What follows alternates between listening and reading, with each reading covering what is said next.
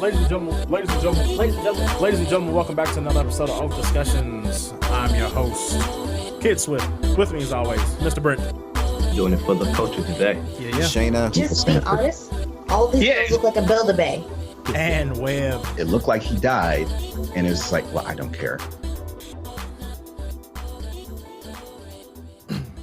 Ladies and gentlemen, welcome back to another episode of OAF Discussions. Not only another episode, but episode 100!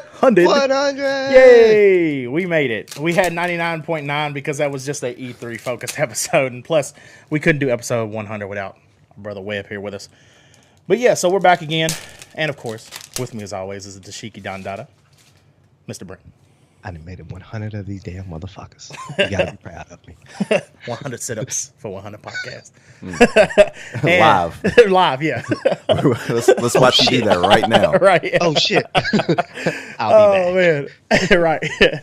And to my left, Oafington's very own, the web slinger himself. Oh, Mr. Webb. How you doing? Doing good. I wanted to be really energetic right now. I promise. I'm a little hurt right now. Word, okay. I'm a very little nice. hurt. Very nice. So good every time weekend, I guess. What's up? I was like, well, no, what was you gonna say, Brett? every time I hear the intro, I just want to see, like, I think of Webb doing like the Kevin Hart, like we talking about his son doing the webbing face. I did Like, a little bit of the gesture. Yeah, he does. I did He a does little the bit gesture every now and then. Oh, okay. Because each time I think of it as like, I was like, I imagine a graphic of him Everybody like can. I imagine a graphic of him like swinging in and then landing in the chair and then bam. everybody gets one. Everybody gets one, yeah. But yeah, what's going on, guys? Welcome back. We appreciate you guys hanging out with you. We appreciate you guys kind of hanging out with us last week with the E3 episode. That was fun to kind of go over what's going on, all the craziness. Plus, in some point in this episode, if you want to add anything to the I mean, we obviously saw a lot of crazy shit and a lot of shit that not just because we have different segments of games that we like our favorites, but there's like a Venn diagram that crosses in the middle a lot of times. And I know you probably had something to say because I saw your brother talking about the Jump Force trailer. Because I know most of us had the same reaction of like, what is this? Yeah. The funny thing is, I actually did record like my own little solo thing, like with my thoughts from E3. Right, exactly. I just didn't go around sending it because I didn't know how well that would mesh with what y'all had going on. So, Sure. But just to kind of chime off of it, actually, let me if I can read off what I had. Mm-hmm. With Jump Force, I didn't know what the hell they were going to do with Death Note. Right, and then they cleared that up real quick. It's the only story. It's storyline. Yeah. They're not actually playable. Yeah, so. which I was like, okay, that because that would be like they said in the thing. The developer literally was like, "There's no way he would be way too OP." Like, Exactly. Which is obviously. And let me see what else funny, I had.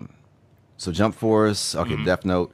I hope this probably was outdated by now, but I'm really hoping that they include characters like from JoJo's Bizarre Adventure or Saitama from One Punch Man. I mean, granted, that might be another OP thing too. That'd be interesting but- to see how they handle that. I haven't seen anything from JoJo yet. Okay.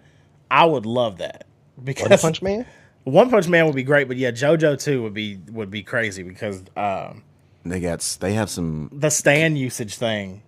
Yeah, I'm not gonna lie. Like at first, I was put off by that compared to the original, like the previous seasons. Right. Okay. Yeah. And then when they started throwing stands in there, I was like, "Yo, hold on." This is like, it's like, what is this Pokemon shit y'all doing? Yeah. But it grew on me, and like Yeah. it kind of developed into its own thing, and just kind of added a little bit more to JoJo than just vampires and Ki Blast and stuff. Yeah. Absolutely.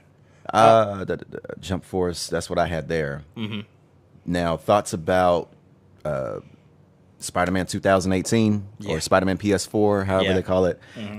They've already convinced me from the last E3 video. Oh, yeah. So it's just pretty much just a shut up and take my money type of situation. Yeah, I didn't need to see anything else. It's like I didn't. Okay. you could have replayed Yeah, the last same. year's Yeah, trailer. it's fine. It's fine, Insomniac. Here's my money. Like, stop talking to me. I don't know if you saw. I sent you guys that on Anthem, and I think I sent it to our group. But I sent the like Game Informer does these awesome interviews where it's like 120 20 rapid fire questions. They're like 10-minute videos. They did one with the guy from Insomniac, the lead developer on the Spider-Man game, which was hilarious. They did one on Anthem. They've done one on that Anthem was like really funny. Yes. But if you get a chance, watch that one on Spider-Man because it's really fucking good. It's really funny. But they just basically, like, the guy from Game Informer just hits them with like 100 and some questions, like back to back to back, like real quick. And some of them are goofy and stupid, and some of them are serious. But it was interesting. Now, I will, before we move on from Spider-Man, because like you, I am sold on it. Who do you think was the hidden secret? Like you at the end? Like when he's like, you, like, you're here or whatever. I hope it ain't Green Goblin. See, that's what I was thinking, because I'm like, what? Because I was trying to get, because there was almost like a yellow glow. Like, there was like a light.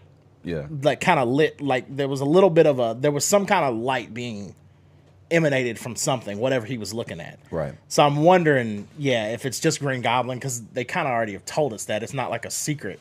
So if they just kind of come out and just like, hey, here he actually is, it's like, well, yeah, okay, you didn't have to, like, you didn't have to play that close to the vest. We fucking knew that already. Yeah. So I'm interested to see who that ends up being or whatever it is. Yeah. But yeah. Okay. That's all I had for Spider-Man. The only other thing I had E3 related was the trailer for The Last of Us 2. True. Wow. Okay. Yeah. Yeah, man. So check this out. Probably the biggest talking point that a lot of people made on this was the kiss that took place. Yeah. And it was funny seeing so many people just get butthurt about it regarding that. And it was just kind of, but here's the funny take I have on it. I'm actually a little off, I was actually a little put off by it, but not for the reasons you might think. Okay. It was kind of like watching your kid or watching a relative that you've raised or grown up with getting intimate. That makes sense. And you were like right in their face while they're getting intimate. That makes sense. It was just kind of more like I shouldn't be in this moment, type of feel. It's because now here's the thing. Like, I like that. I like that take on it. Yeah, because Ellie is one of the first kids in, like, as far as like this new generation of gaming. Yeah. Where it's like they're NPCs, but at the same time there's a few times where you just actually get to play as them. Absolutely. Atreus, Ellie, what's her name from BioShock Infinite? Oh shit. I know what you're talking about. I know exactly what you're talking about. I can't think of her name. You know, like, it's like this generation of gaming as far as like people that you are raising. You're gonna watch these kids grow up. Right. Yeah. And it's just so weird to sit there and just kind of like be in an intimate moment. Yeah. Watching that with someone that you've grown up with. In a sense. Absolutely. So peep this. When I saw that same scene, I felt like I was like, part of me was like, don't do it. You don't even, like, it was a weird moment because it was almost like being like a uncle, like being like, let's say a uncle or a cousin. I mean, hold on. Hear it out. Yeah, no, I understand. And I'm with you with the, like, it was almost like being a part of a situation you didn't, like, need to be, like, you didn't need to experience that moment. Right. But it was like all that conversation was happening.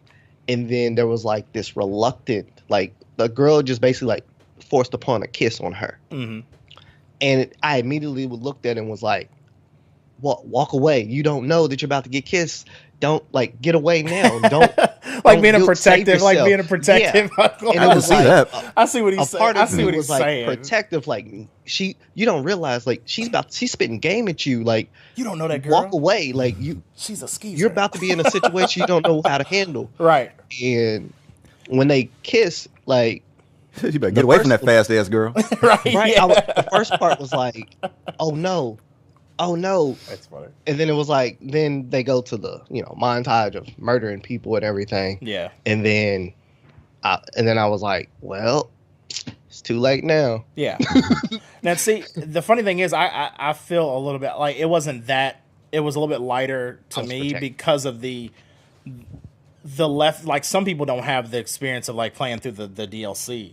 Which that's what really, like, Left Behind, wasn't it? Yeah, Left Behind, which that introduced the whole fact that, like, Ellie's gay, whatever, yada, yada, yada, and kind of developed her character even more. Right. But she still was younger. Mm-hmm. So we're still seeing a pretty substantial age jump here. So you can still, even with the experience of Left Behind, you can still kind of have that experience of like watching this person grow up from kid to like now being in these like romantic situations. You're like, oh, it's kind of like, okay. Yeah. Like I couldn't see it coming.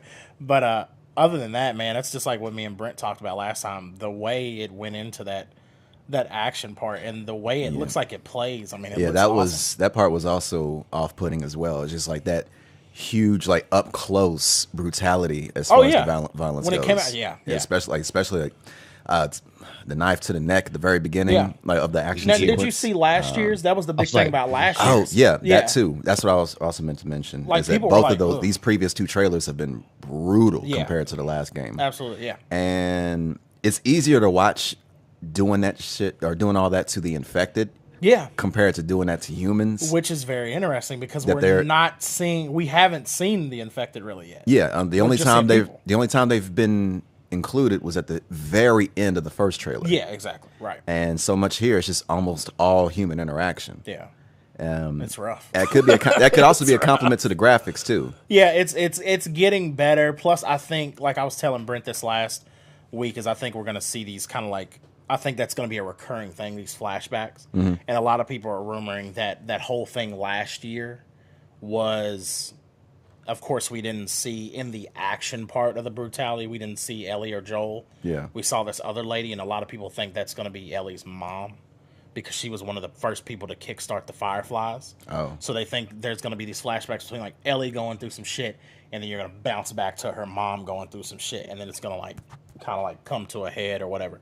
And then also we kind of have that hint at Joel's presence at the very beginning of this year's thing when that guy came up and was like, "Oh, your dad's such and such," and said that like part about her dad.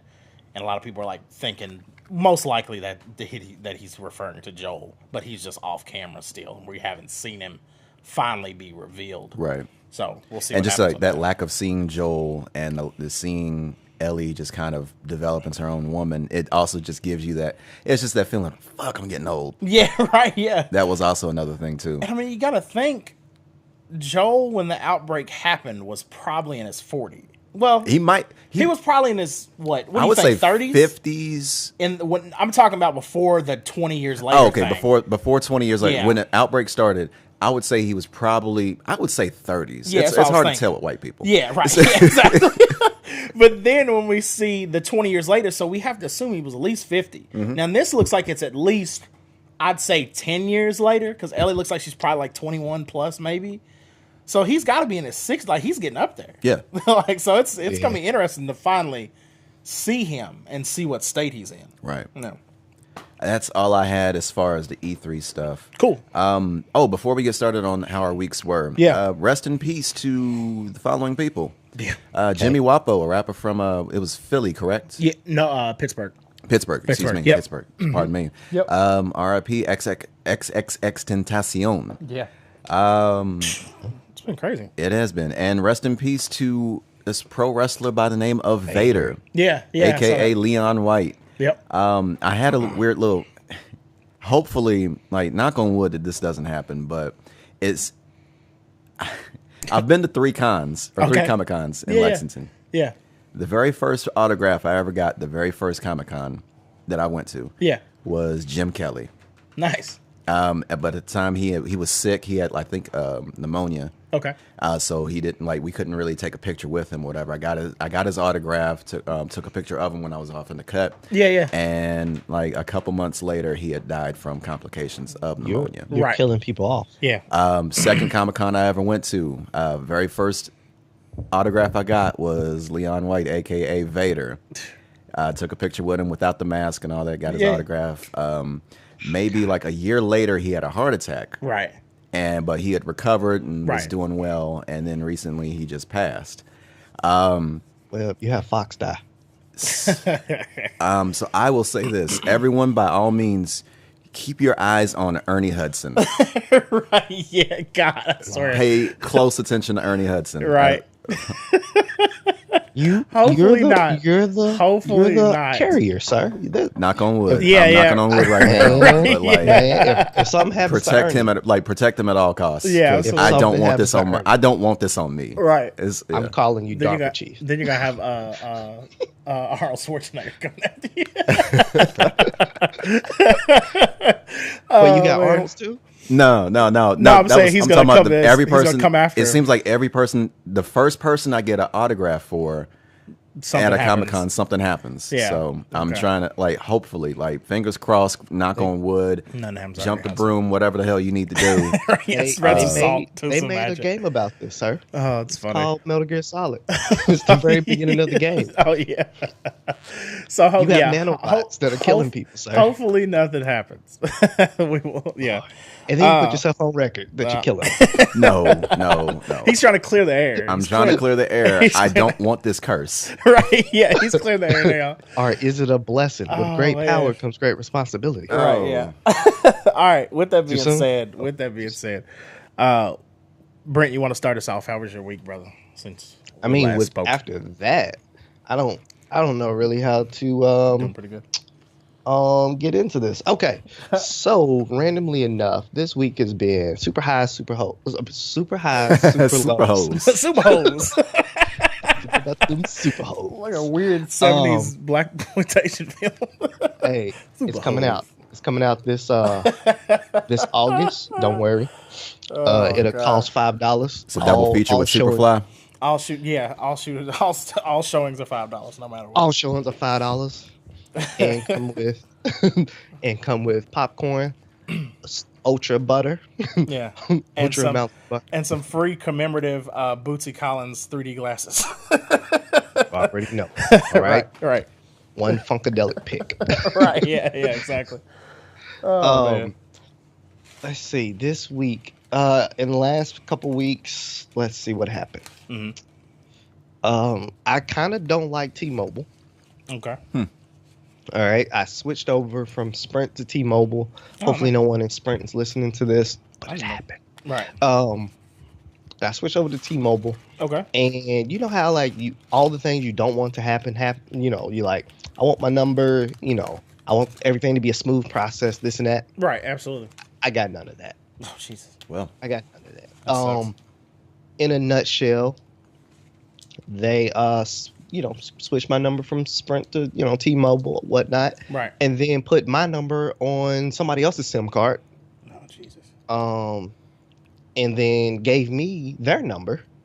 Oh, so On they my switched SIM them. Yeah. Yeah. Good Lord. And then told me like, hey, you know this person, right? I was like, yeah. They was like, well, you can go switch their SIM cards for like 2 hours.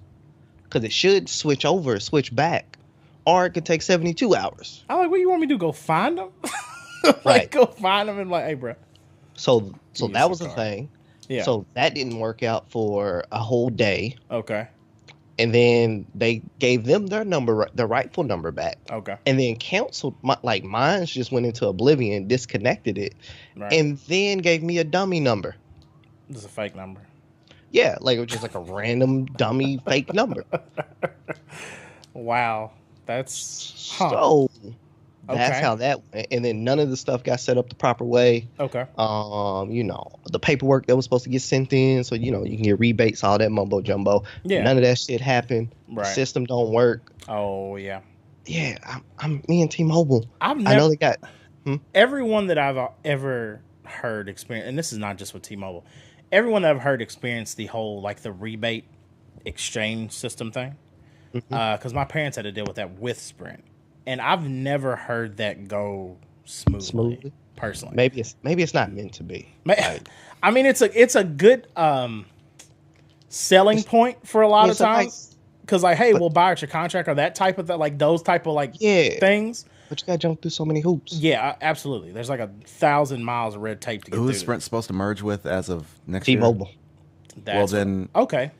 that I don't should have think they're been. gonna drop it. No, I think they're like, I literally still have to pay it. Oh, so there's still gonna be like the two separate entities, but under one control. I honestly don't think so. I Okay. think literally because this is now, Yeah. I still owe Sprint some chicken. Oh, okay. I see what you're saying. Gotcha. So yeah, we'll deal with that. When the time comes. They know how to find me. Right. But Yeah, unfortunately.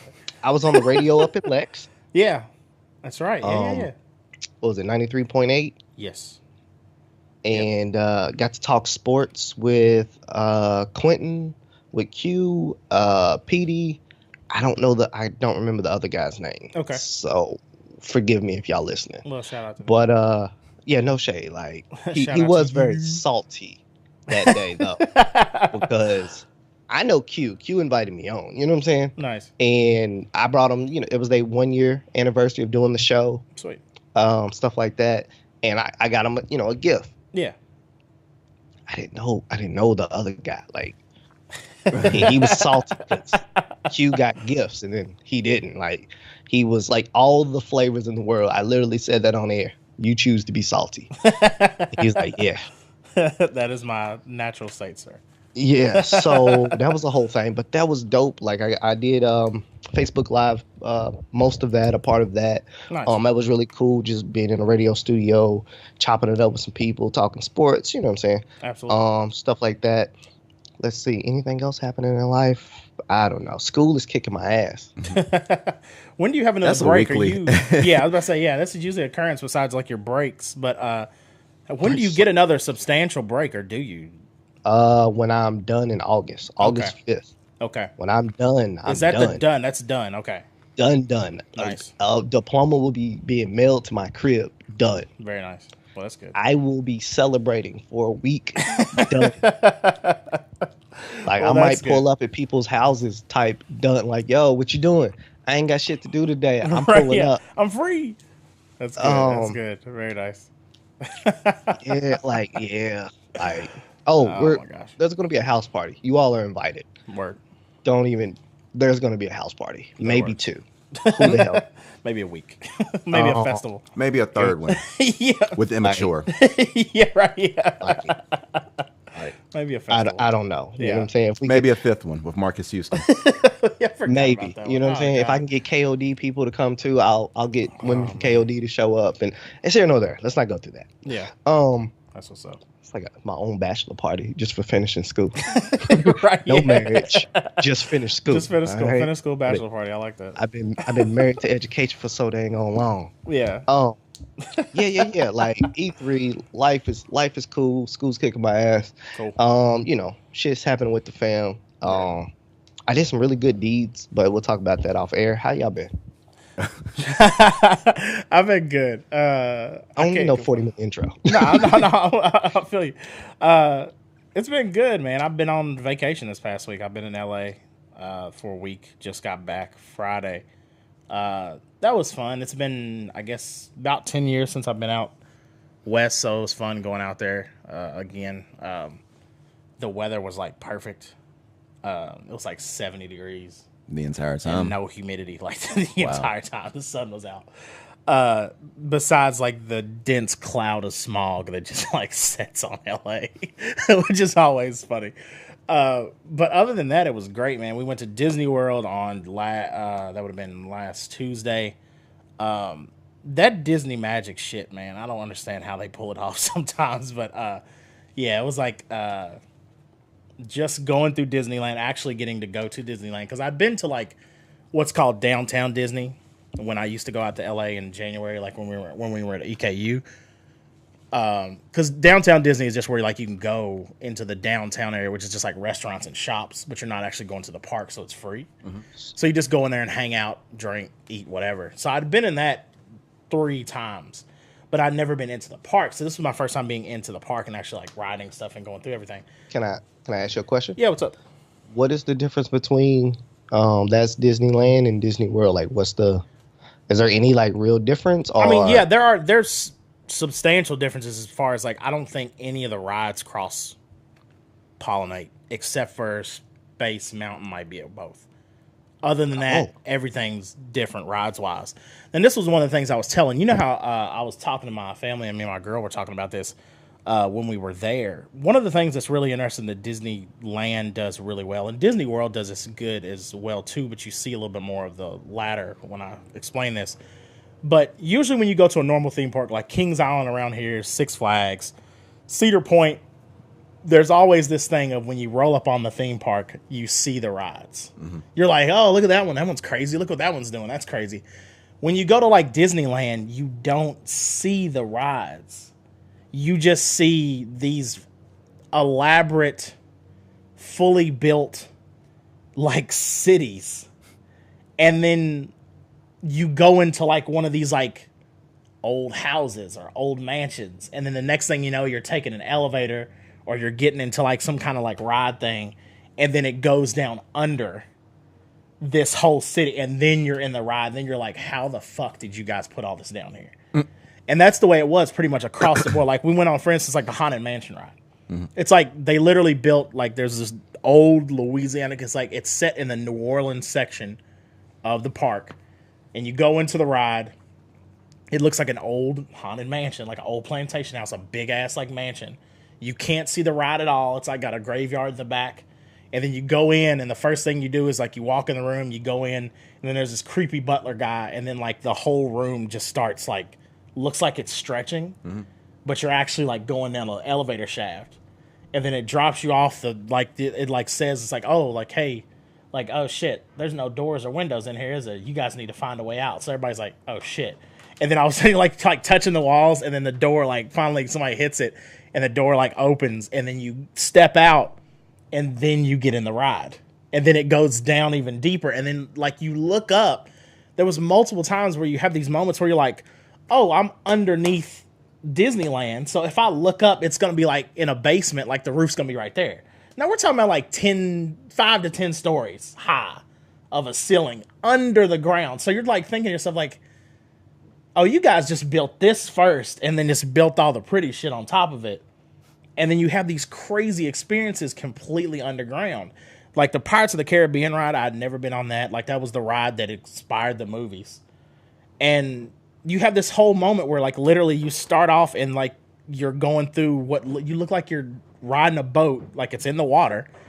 It looks like you're riding, and like you go into this mansion. It's another mansion, like this big house that's based on this old trading post in the Caribbean.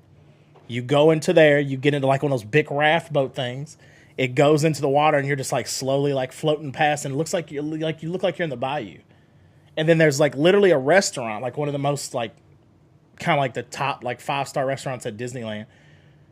And there's people out there eating, and it looks like it's nighttime. Like the roof's like probably about 10 stories high, and it looks like there's stars in the sky. And we literally just came in from outside, and it's like 3 o'clock in the afternoon. And it just looks like, and then all of a sudden you go through this tunnel, and then all hell breaks loose. And next thing you know, you're like on this fucking crazy journey thing. So it was really cool. But the thing that really like blew me away about the park is if you've ever seen the movie Cars. Like I'd always heard about this ride when they built this Cars ride. It's the most expensive ride.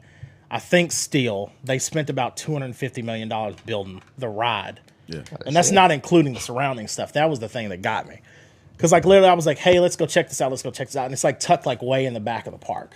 So you got to like walk around, and then you have this moment where you like, you're coming around from like the old school like roller coaster ride that has like the loop around Mickey's head. And then you come around the corner, and then like you're just in Radiator Springs. Like literally they built the entire mountain range out of concrete. And that's the ride. But then you're like, that's amazing. You see the cars like racing through, and that's like the actual like roller coaster.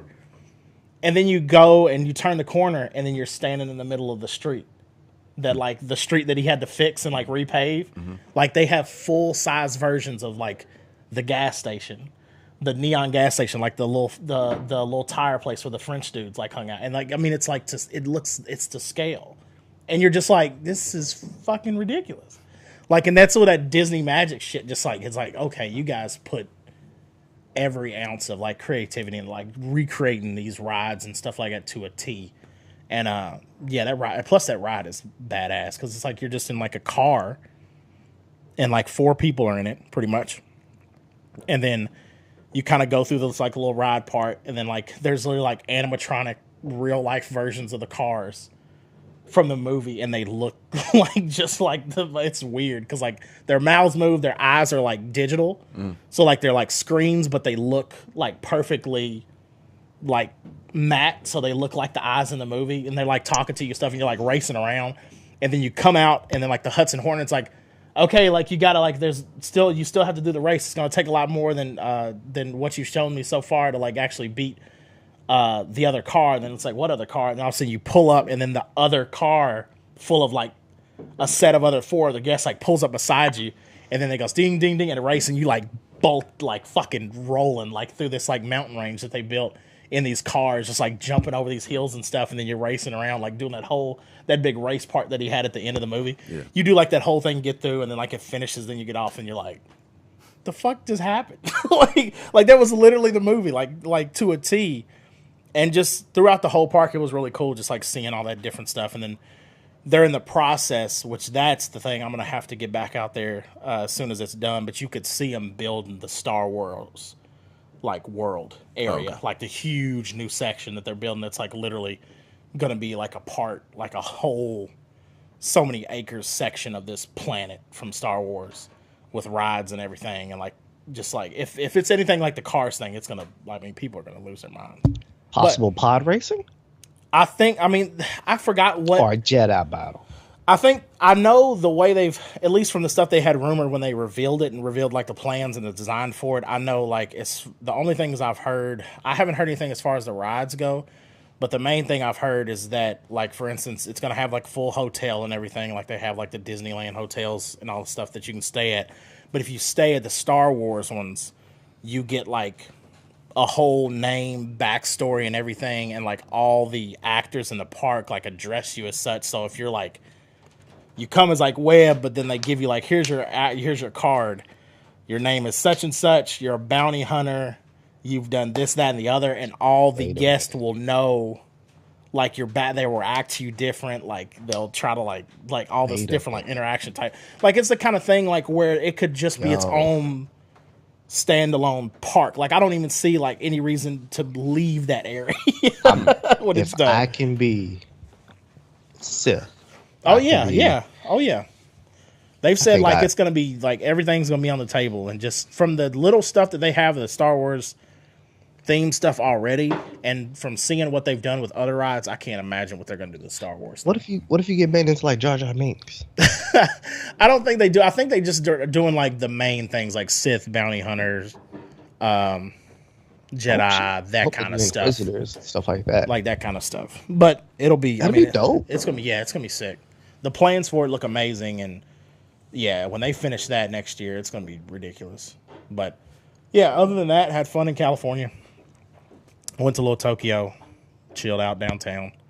Had this awesome sushi place. It was like one of the it was a rotating sushi bar. So basically, the sushi just like is on a track. Yeah, like going between the tables, like going back, and you just like pick it up, eat, and it's cool because like because basically it calculates your tab based on when you put the plates in the little drop thing, and as you do it, this anime like keeps playing. So like the more plates you in, it's helping the hero like fight the bad guy. So basically the more you eat, the more the bad guy gets his ass kicked. So you get to see obesity. Yeah, right. Yeah, exactly. So it's like this really funny thing, and it's like it's awesome because like it's all in Japanese and everything, and it's it was fucking really good food. But yeah, other than that, made it back okay. Can't complain. Ready to go back again sometime. But yeah, what you been up to, Webb? How's it been since we last spoke? Okay, bear with me. Yeah, no problem. I'm a little hungover. No problem. Shouts out to being hungover. Yeah. So I'm trying. Like I tried to sit there and put some regular glasses on, but nah, these stage lights. Yeah, stage lights ain't doing it for me. Figured. So I'm drunk because we had a game night. Nice. It was Cards Against Humanity. Oh, nice. We didn't make it to Uno. Okay. Shouts out to that. Somehow, some way, we had started an impromptu game of spades. Oh, Jesus! And somebody reneged. Kevin. Kevin reneged? No, he didn't renege. Okay. He did something worse. Oh no! Worse than renege. Oh man! What could be worse? You didn't know his books? I told you how he was with alcohol, right? Oh yeah. Okay, he didn't throw up. Okay. That's he good. just mistook. He just forgot what clubs and spades look like. Oh Jesus. Okay. Ooh, wolf. Okay. We were Okay. It was. I think it was. Okay. It was a certain deal. It was a certain deal where. Right. He said, "Let's talk about this." It was very close. Like it Yeah. was like we were behind as far as the number of books we needed. Okay. I think we managed to make it just barely. Oh, nice. Okay. But it was looking shaky in this middle Yeah. because I sit there and threw something out there. I was like, okay, I don't have enough, but I know for a fact that I can sit there and get the next 2 books if I sit there and play it right, paying attention. Absolutely. I just I did through I think it was hearts. Yeah. I threw like a low heart. It was like 2, or no, it's not 2. It was like 3. Excuse me. Yeah, yeah. And then somebody else, and then like the other team, they were going to get that book regardless. Yeah, yeah. Kevin, he did this with confidence too. He sit there and just laid it. He laid down a 3 of clubs, thinking it was a spade. Oh my god. He did it with such confidence too. He went like this. He went. Bam. Everybody looked at him like, "What the fuck are you doing?" For the listener, yeah, he flickered like he laid it down so smooth like a magician. Everybody knows that sound when you like, I'm about to cut the fuck out of everybody on this one. This shit's mine. He didn't throw it. He just laid it. He didn't throw it. He just laid it. Just, Delicately laid it down like he knew he was about to tear it up. like he knew he was about to grab that book. Yeah. Everybody looked at him like, "The fuck you doing?" It's so funny. Man. I was so. I was more confused than angry. Right. He was like, maybe that's the kind of thing you're like, maybe I'm thinking wrong. Maybe I missed something. Like, maybe I missed something. Am I wrong? Should I have laid down a clip? Like, what the hell happened? That's really good. That's funny. And then it was like, I think the next deal, we had to figure out our books. No, I think it was the very last deal. Excuse me. We had to figure out the number of books we had. Right. He was like, "I can guarantee 6." He was like, "You can guarantee 6 books." He said, And he's like, Jesus. "You realize this isn't poker. Right. Yeah, no, it's Like bluffing is not going to help the game in any form or fashion. You can guarantee 6." Guarantee 6 books. Golly, what? Woo. Wait, was you able to say that to him? I was saying that to him, yeah. He said, I'd have been like, nah, ain't no talking across the board, nah. He said he got 6. What you going, 8? That's what he was trying. That's exactly what they were doing too. That's exactly what they said too. They were That's trying to exactly. lift it. Okay. Well, yeah, and High tide rises all boats. and Fuquan's a heavy shit talker too. Okay. Especially with spades. Especially with Sure. spades. Gotcha.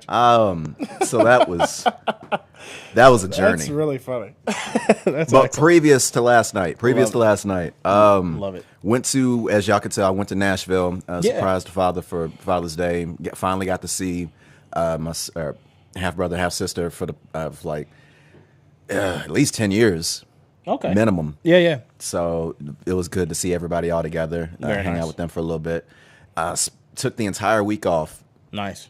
Don't want to go back now that I think about it. Oh, so we were off the same week. Yeah. Oh, yeah. No, Took the entire week off. I'm in the same place. Celebrated anniversary. Nice. 3 years. Very nice. Shouts out And- to that, man. Yeah, I got the funny thing was I got the post when I posted that picture when you were in the hotel room when eating you were cereal, chilling. watching cartoons, yeah. when you were sitting in the Yeah, I got that notification. So I was like, that's how I realized. Yeah, that's awesome. That's great. And I spent most of that time catching up on a lot of movies. Sweet. Some stuff like Showtime was free for the week on Sling, so I just decided to watch 2 scary movies. One was called Don't Knock Twice. I've heard about that. I haven't seen It was a letdown. Yeah, okay. It was. I may go further into detail on that later. Yeah. The second one was called. Oh my God! I liked it compared to that one, and that one's not sticking with me. Something I think not Blood in the Sand. That's a 50 Cent game. Yeah, It was something in the sand, and Okay. the basic premise was like, honestly, this could have been a short movie. Okay. Or this should have been a short film, or this could have been a short film based Yeah. on the premise. It was like, how the hell is this going to be 90 minutes? Right. It was basically a woman that is chased by one zombie Okay. in the desert. Oh, okay. She's running out of water, she's getting tired, and Yeah. so That's pretty cool, actually. it was a crazy, like when I first heard about it from, I think it was IGN mentioning it or Okay. something like that. Yeah. And I was like, oh, that's a dope ass short film. Yeah. And then I finally found it. It was like, oh, hey, I get the 90 minutes. What? Right. You're like, how are you gonna? How is this going? Yeah. they found a way to make it work. Okay. And I actually enjoyed it. It was there was a little bit more comedy to it than I expected. There was a little bit more drama to it than I expected. Okay. There was a certain scene that I was pretty uncomfortable with, but that was the point. Right. But overall, I really enjoyed that movie compared to Don't Knock Twice, and I'm so mad I can't remember the name of it. I will splice the image of the movie. That's really interesting because it's like a zombie version of like one of those like isolation scary movies, like the one with oh my gosh, it's kind of like 127 Hours or like one of those type movies where it's just like one character in a dire situation, but like usually Castaway or some shit. Yeah, exactly. But you never think of like a zombie movie that in that respect is very unique. It's interesting. It was. I also caught up on a lot of Justice League cartoons. Okay, sweet. And the one that pissed me off the most was Justice League Gods and Monsters. Okay, yeah. This is the one where it was like an alternate reality or alternate universe where Batman, Superman, and Wonder Woman were all assholes. Okay. Yep. Yeah. And it was kind of like I think that one wasn't even rated R, but it wanted to be so bad. It was like right on the edge. That was the problem. It was too edgy. Okay. It pissed me off because it was just edgy for the sake of edgy. It wasn't the fact that like, oh, they're not doing these characters justice, no pun intended. It's just that they didn't do these characters justice, no pun intended. Right. And it was just kind of like they're just being assholes for the sake of being assholes. There's nothing like they're still supposed to be superheroes, right? But there's nothing heroic about them. They didn't save not one goddamn person in that whole movie. Oh wow! Okay. Anytime they showed up, it was always too late. Someone got killed. Oh really? Everyone. It was like literally everyone died that they could have or should have been saving. It seems like they were. It seems like that was a choice of like trying to make you either dislike or like them even like to put basically to perpetuate that they're the asshole versions of the heroes you normally think of. It's like this ain't your dad's Batman, or it's like yeah. it felt like that type of shit. It's like that's how I feel like that's how they pitched it in the development. That's funny. And it's like, well, there was some interesting twists. Like with Batman, it's not Bruce Wayne. Okay, it's actually Kirk Langstrom. Okay, who is Man-Bat in the normal Batman universe. Okay, gotcha. And so experiment went wrong. He didn't turn into a bat, but he pretty much turned himself into a vampire. Oh, nice. Superman, instead of Jor-El and what was her name? Diane? No. Jor-El, Superman's father from Krypton. Sorry. Yeah. Jor-El and his mother. Instead of Jor-El being the father, it was actually Zod. Oh, as the daddy. Okay. Somehow that. Oh, and when he crash landed on Earth, it was near the Mexican border, and Mexican family crossing the border picked him up and raised him. Interesting. He only said Spanish once. Okay. Like, did he just say the word Spanish? He didn't actually speak Spanish. He just said the word Spanish. This man, he only spoke he spoke Spanish one time, so I was just kind of like, well, what's the fucking point of throwing that wrinkle in there if you're not going to develop on it? And it was just kind of that was kind of the big problem with that movie. Yeah. It was just they had ideas. Yeah. But it was just surface level. They were just like, hey, what if? And then that's it. And that's it. No more depth to it. No depth to it. Okay. And Wonder Woman wasn't Diana. Okay. She was actually from I think her name was Maxima. Okay. From like it was like not from Apocalypse, but with Darkseid and all that. Okay. She's from that world, like from outer space. Okay. So how varied were their designs? It was very different. Okay. And it was like Batman, he looked like it was weird. It was almost like a Batman Beyond type of like a prototype suit for him. It looked like it didn't cover his face. Okay. So he can bite people and eat them. Yeah. Blah blah. And it was very light. Okay. So it wasn't like armor. Like no, it wasn't armor. No, it was like the colors. Okay. It was like white and like blue or some shit like that. And I was like, that's weird. There's nothing Batman or vampire about that. That's really weird, actually. And Superman, he's just a dude with a like. Did he? I don't even remember if he had an S on his chest. S for Spanish. I think he might have had an S on his chest, and he had a trench coat. Okay. Edgy and a goatee. I mean, that's weird. Okay. And Wonder Woman. Bizarro, Bizarro Superman, like the goatee thing. And Wonder Woman, she looked like this character named Maxima, which I'm thinking that's exactly who that was. She carried around a sword, no lasso, just a sword. Shield, no shield, just shield. Oh, okay, just a sword. Interesting. Yeah, so. Okay. Oh, her sword did have a boom tube attached to it, so she could teleport. Oh, nice. Okay. They all three could fly. Okay. Did Batman have wings? No. He could just fly. Yeah, exactly like Superman. Vampire hover. Okay. Yeah, I guess. That's weird. But even like a real vampire has to turn into a bat to fly. Well, I mean, some of them. Yeah. It depends on your iteration. Depends on your iteration of it. Right, yeah. And it's just like, I may have to go more in depth on that because that one was whack. Like it was. If I had to use an outdated term for that. Yeah. Ratings. Okay. Don't Knock Twice. Trash. Okay. The movie, the zombie movie, the zombie desert movie. Yeah. I'm gonna give it a silver. Okay. I may change my mind later to gold, but I'm gonna go silver for now. Okay. Just for the fact it was low budget, to be honest. Okay. I mean, you don't really need a budget for that. No. You just need good makeup artists. Yeah. That's really the main thing. And Injustice, Gods and Monsters, trash. Okay. Absolute trash. I think this was worse than The Killing Joke. Really? Okay. You didn't like A Killing Joke? That movie, no. The movie, okay, yeah, the movie was in. I love that. Yeah. Oh, okay. Yeah, he's not talking about the actual book. No, yeah, the movie that was adapted from the book that was trash. Bram Stoker's Batman. Bram Stoker's Batman. I like that one. Bratman? Did you say Bratman? Yeah, because I was trying to say Bram Stoker because the what's the Dracula guy. Bram Stoker's Dracula. Yeah, you said Bram Stoker's Bratman. I like The Killing Joke. Damn it! But that one, I agree with you. That was trash. Okay. Because I've watched it. I think I fell asleep the first time. I rewatched it and was like, I should have just stayed asleep.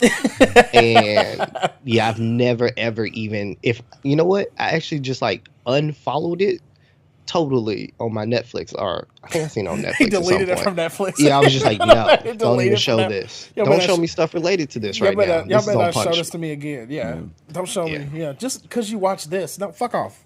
And speaking of disappointments, I watched Luke Cage season 2. Okay, that's what I was. This is what I wanted. Okay. Can I ask you the light touching I wanted to like understand, because that's been the thing. I've seen a very divisive. Because IGN came out and 1-2 punched it. Like, this is not good. Yeah. And I was like, Jesus. And then I saw another review that was like, this like completely gets over the sophomore slump of Netflix superhero movies. And I'm like, wait, what is going? Who's right? I was like, no, I gotta watch it. Yeah.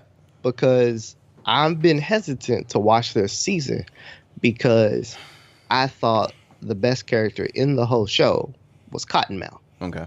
A lot of people. I've seen it on Twitter. A lot of people said, "Just like, oh, I stopped watching after Cottonmouth." But he helped. For me, he held that show together. It's kind of like watching Daredevil. The dude that plays the Kingpin. He makes me want to watch the show. He's good because they're the people to me that steal the show and like help really progress, or like the heart and soul of those shows. Yeah. So this one, I was like, I don't know Misty like that. Maybe her acting chops is like, she steals the show in some way. I don't know, but I've been really hesitant because I was like, if Cottonmouth's not going to be in there, Luke Cage didn't do enough as Luke Cage to make me want to watch this show. Mm-hmm. He was good. He had, like you said, the supporting stuff around him always helps. Yeah. His most memorable thing was making coffee. Now, iffy, because if you that like, hey, you want to get. Yeah, and then Sweet Christmas. Those are the only two things. Like, I can't ask people to go to coffee because now what are you really asking for? Yeah. And I ran into that situation with the lady one time. It was like, wait, what are we talking about here? Are we talking about like real coffee, like Starbucks, or nightcap? That joke was made a couple times in the second season. Makes sense. How was Misty's arm? What? I said, how was Misty's arm? Did that help? It was. Here, I'll throw these out, and I'll ask you this: Misty's arm, did it hurt or help the overall rating? It didn't. It really didn't matter. Okay. Did Misty still do any scenes? Did she steal any scenes? It would make this like 26 questions. She felt very. Yeah. Honestly, she seemed a little handicapped compared to. No pun intended. No pun intended. I was just gonna now. say I walked yes. right into I was that. gonna say yes. I walked right into that. That was perfect. That was perfect. Wow. That was excellent. I walked right Okay, into next that. question. Next question. Fire next question. How does the appearance of Iron Fist help or hurt the overall plot? I never thought I would be glad to see that nigga. Oh wow, jeez. Oh. What? Wow. Okay. He was actually good? Woo, okay. That's my question. That gives me a clear idea of where this like Because is at. you know. Because if you're looking Iron forward Fist for was Iron trash. Fist to show up, Because you know. God, that was, That's what was trash. episode 50. What made me come back. yeah. I came back specifically to shit on Iron Fist. Yeah, absolutely. Yeah, he came. Yeah, 50 episodes ago, Webb was like, "All right, let me hold on." You did come out the woodwork. Where's like, the microphone at? I'm about to mess that shit I up. came back stone specifically. It's like, cold. no, this cannot go unpunished. Yeah, absolutely. So for him to show up, I was like, finally, something is about to happen. I thought we were gonna I thought this was gonna transition into okay. This was Luke Cage, and now this is Heroes for Hire for the rest of the show. Okay. No, it was just the one episode, Oh damn, that sucks. and Damn it. it was good to see like their chemistry's getting better. Okay, that's good. As far as I don't know, it still comes across a little wooden. Okay. I feel like don't take this. This might sound weird, but I really want the chemistry that Luke Cage and Jessica Jones have Yeah. to be like by times 10 with Luke Cage and Danny. Yeah. Right. It makes sense because they're supposed to. They're supposed to be buddy buddy. They're supposed to be. Yeah. like they're heroes for hire. They're supposed to be. Yeah. They're supposed to be on that like yeah that. I want to say friend. Batman and Robin, but no, like No. I'm trying to like think of a good. Shaq and Kobe. Yeah. That's a very good. Yeah. That's a good. That's It's a supposed to good be one. Well, I mean, before it went bad. Yeah. Okay, Not I was that. like- Yeah. Not that. Yeah. Jordan and Pippen, LeBron and Dwayne Wade. Yeah. That's a good one. Well, That's a good you got one. to throw Bosch in there too. No, for the Friends thing though, Okay. specifically them two. Yeah. Okay. That makes sense. Yeah, so seeing that, it was like, okay, hey, I perked up a little because like Yeah. it's 13 episodes. They've got to do something else, See, they gotta. I If- don't understand if- why they don't shave them down to 10. or 10 might. Well, see, even 10 felt too long. Really, It was Jesus like Christ. this was a chore. They It's like needed a 4. Kanye So West you got 7. like 3 or 4 They episodes. should have. Yeah, they should have did a Kanye Right, season. Yeah. So you got like 3 or 4 episodes. That Or are what just, they should have done. Too much. Or what they could have done if you're going to go through the route of 13 episodes. Yeah. Have multiple story arcs. I like that. I would like that because here's the thing about a lot. You can't. One of the things I think would be interesting because it's one of the things that happen a lot, especially in the comic books, especially with characters on this scale. Because we're talking about, like, not to disparage any of, like, Luke Cage or the Heroes for Hire or anything, but they're not really dealing with global things like Iron Man and Thor or, like, intergalactic things like that. Right. So the thing that was always nice about the comic books is they would have all these fucking little asshole enemies Right. that would just come out and like ha ha ha, like poke poke poke, and then they would have to fight them off and like next week on what fight them off and like deal with these different things, and they could easily take advantage of that because they're not having to deal with these intergalactic scale problems. They're having to protect their Specific people, specific like individuals. people. You Yeah. actually get to see these people rather than just watching Yeah. them scurry off in action scenes and stuff like Right, that in exactly. the movies. So like have specific, like more focused, like different story arcs. Yeah, of and that's kind of enemies the thing kinda with do Luke that. Cage. Like with Luke Cage, it's just like with Superman. The best Superman stories is not that he can do everything. Yeah.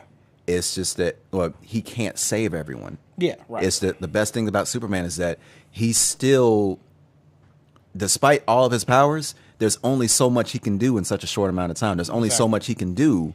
He can't make someone change their mind about something. Right. He can't, or he can probably talk. He can use his words, Yeah. more than his fists, He can or he try to use his persuade. brain more than his fists. Right. And it's just like where it tests him to do more than just leap tall buildings in a single bound or be bulletproof. Right. It's just like show him overcome some type of adversity, Right. like something that he can solve or can't solve, and just kind of go from there. And like with Luke Cage, it felt like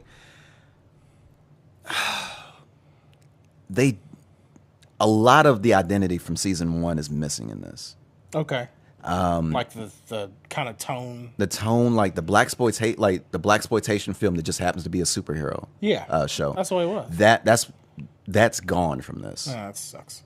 It doesn't. It just sucks. It doesn't. That was the main thing. Like they even had to bleed. They even had no. That was that's the point. That was the thing about Luke Cage. It just kind of came across like him in and of itself, him being from that era. Yeah.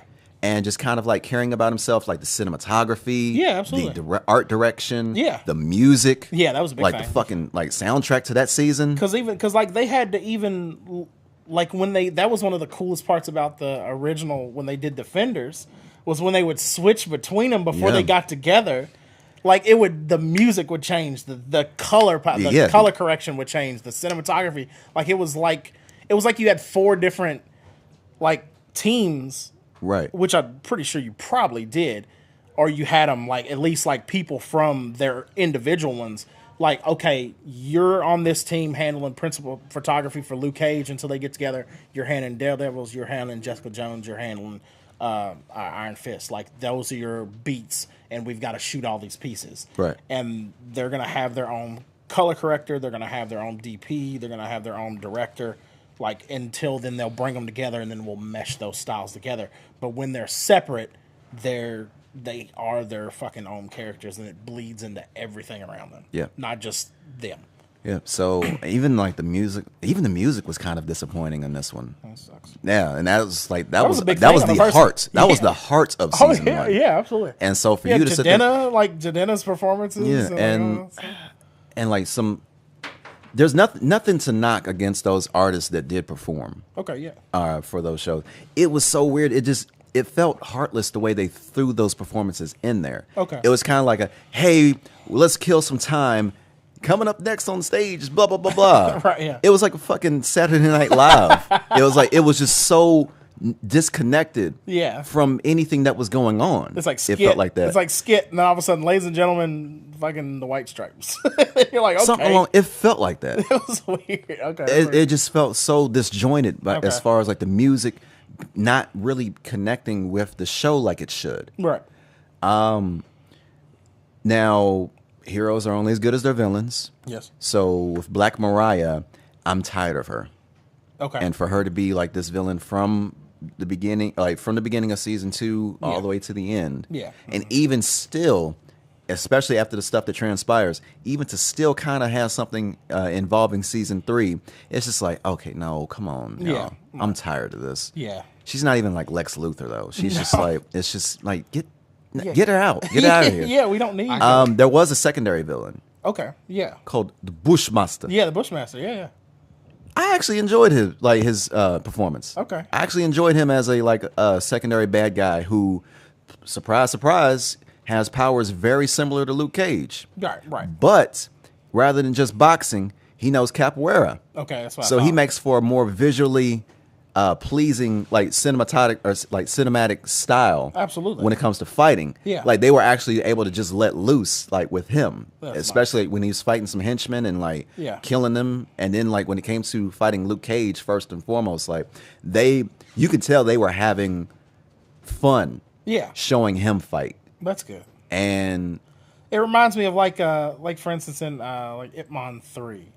When Ip Man has to fight Mike Tyson. Yeah. There's like 2 very, very distinct styles. Yeah. And 2 very different, levels, power levels, whole 9 yards. And seeing that fight was awesome. Yeah. Because like you would transition from seeing like the kind of like quick elegance of Ip Man and then all the brutal fucking just raw power of Mike Tyson. And they were building him up too throughout the movie as well. Yeah, like absolutely. Mike Tyson just sit there and show like one punch, sit there and knock the dude clear out the ring or whatever that thing platform it was. He was on. Right. Like you will get fucked up. Like he could kill you. Yeah. And so it was just kind of, and then like that time limit that they gave you in that fight in Ip Man 3 was dope as well. It just kind of added like an extra sense of suspense to it. Yeah, absolutely. But back to Luke Cage. I was about to chime in. I was like, never mind. I liked season 2 of Daredevil more than this. Okay. Yeah. Yeah. I liked season 2 of Daredevil. I think I think I liked season 2 of Jessica Jones more than this. Okay, that was the one I was wondering because that was the low one as far as season 2. This is your bottom of bottoms. This is my bottom of bottoms. Season 2's wise. No, like the entire series because I'm saying out of all the season 2s. Out of all the season 2s, yes. Seasons, okay. That's what I mean. But those seasons just happen to kind of be lower anyway. Right. It just barely beats Iron Fist season 1. Okay. Barely. Okay. Barely. Man. Yeah, Iron Fist doesn't have anywhere to go with that. Yeah. I got a question. If they get worse. We've been talking about this, and I'm trying to remember what show it was. Okay. I just recently watched some show. I can't think of the name of it. Mm-hmm. Basically, the villain was like trying to make some like super serum, and he killed his dad by like bear hugging him. He was like albino. Oh. This is a movie? Oh, Black Lightning? There we go. That's what. Oh yeah. I couldn't remember. I was like, what the hell did Tobias I watch? Whale? Okay, yeah. I just finished Black Lightning. Okay. Nice. Yes. Oh yeah, absolutely. You know what? Thank you for bringing that up. Watch Black Lightning. Do not watch the second season of Luke Cage. Right. Okay. I really enjoyed Black Lightning. Or I was surprised. That's what a lot of people say. if you still need to support black shows, watch Luke Cage and immediately watch Black Lightning. And then it'll further elevate Black Lightning. Exactly. That's funny. Black Lightning, I was on the fence on because I almost didn't make it through the season. Okay. Yeah, this is actually my Black Lightning is actually has so far been my favorite CW superhero show at this moment. Nice. Because like these previous seasons, like this last season of Flash. Yeah, I heard the Flash is going. It was bad. Yeah, I heard the Flash is doing. It was bad, and with Arrow, it was hard for me to keep up with it because they moved the time slot, and like it's Shonda night. Yeah, right. So. Well, that not for me. It's like, right, yeah. I'm not watching Shonda, but it's okay if you watch Shonda, man. But okay. She's watching the big TV with Shonda, and I'm not trying to go in the bedroom to watch. Sitting on the bed like a 3-year-old watching. The only time I'm watching that is if I'm going to sleep. Yeah. Right. Yeah. Did you ever rank Black Lightning? I think we did. I remember doing that a little. Because I remember the only thing I said that initially almost kept me off of it is I don't like it. I hate his suit. Okay. I wish his suit looked different. I wish any design. But I know that's what his suit. Damn it. Have y'all seen Lost in Space? That's what his suit looks like. Not yet. I started watching it. I don't plan to. So far, I like the way it started.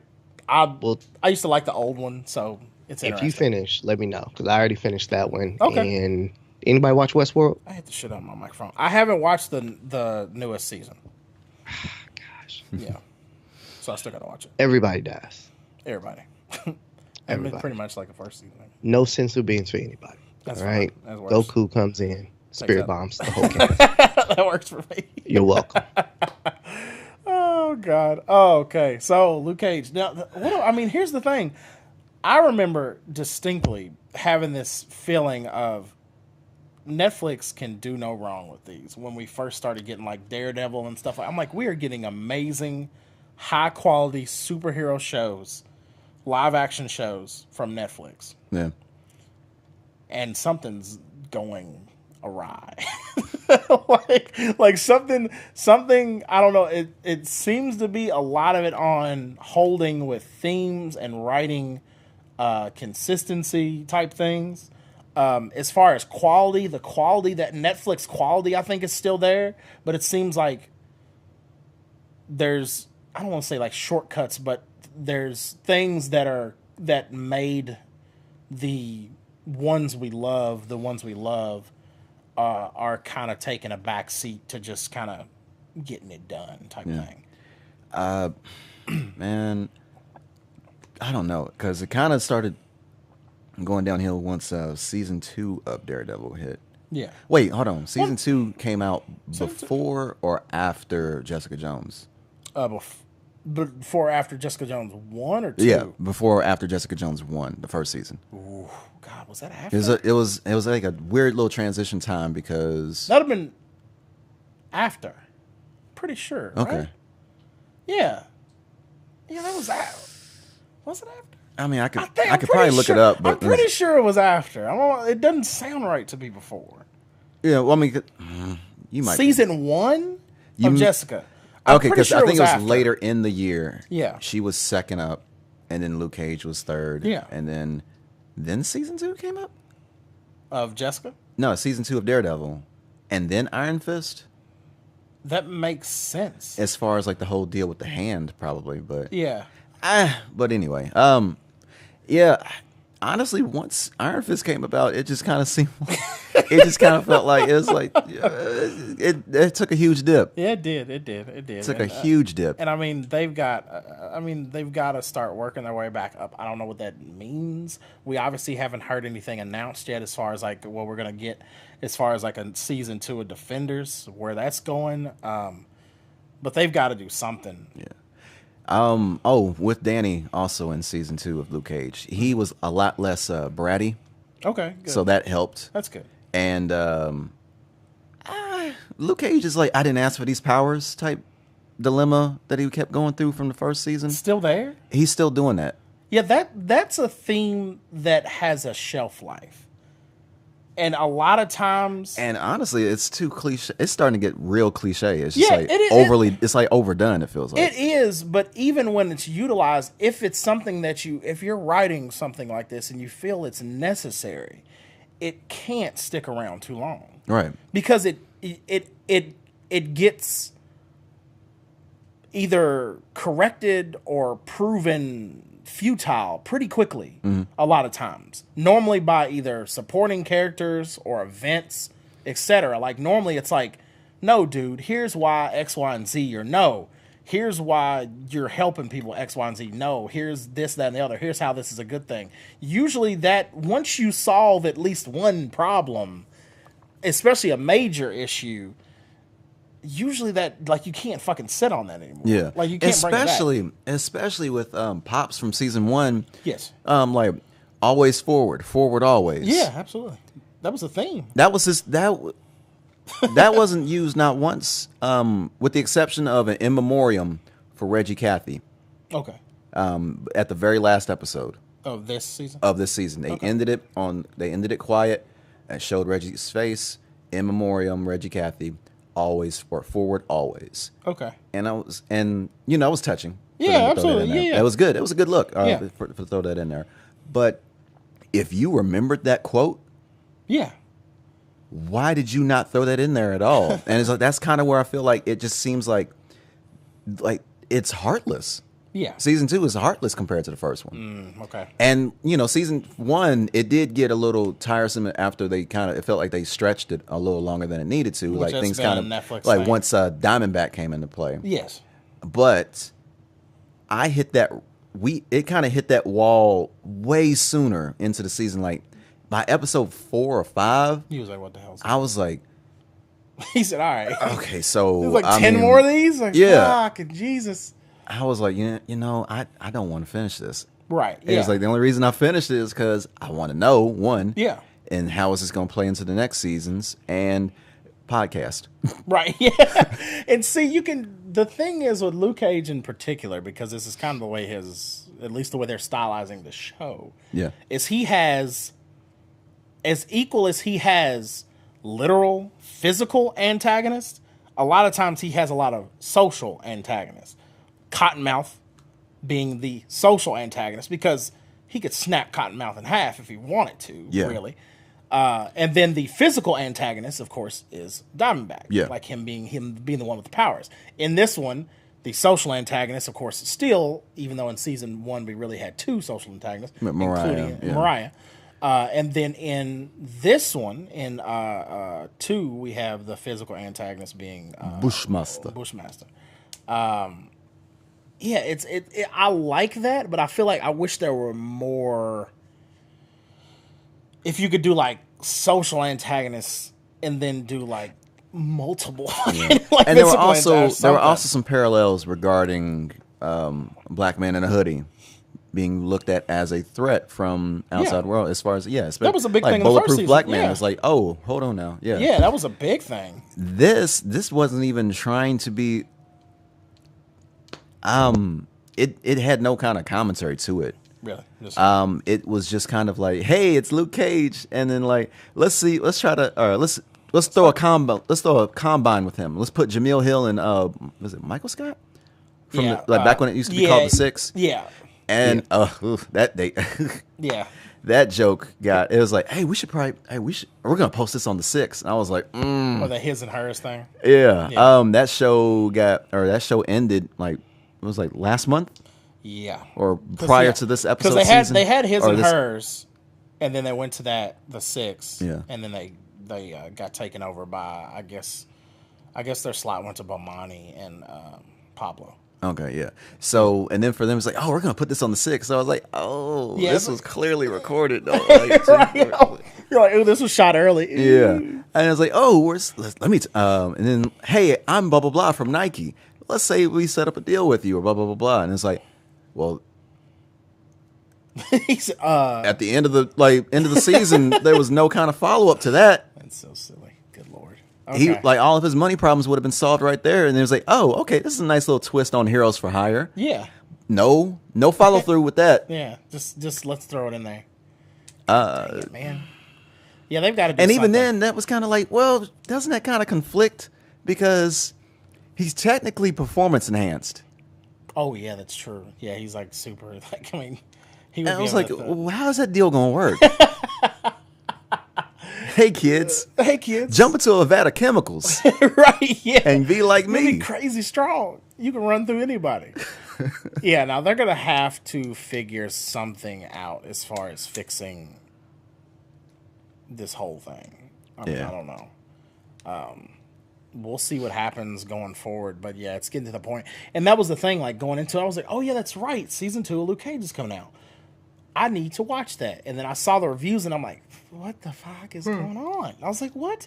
And then the thing was, even when I saw that first trailer, I was like, Oh, did you see on the timeline where somebody's like, oh, this is when I knew I needed to turn Luke Cage off, is when they showed him dabbing.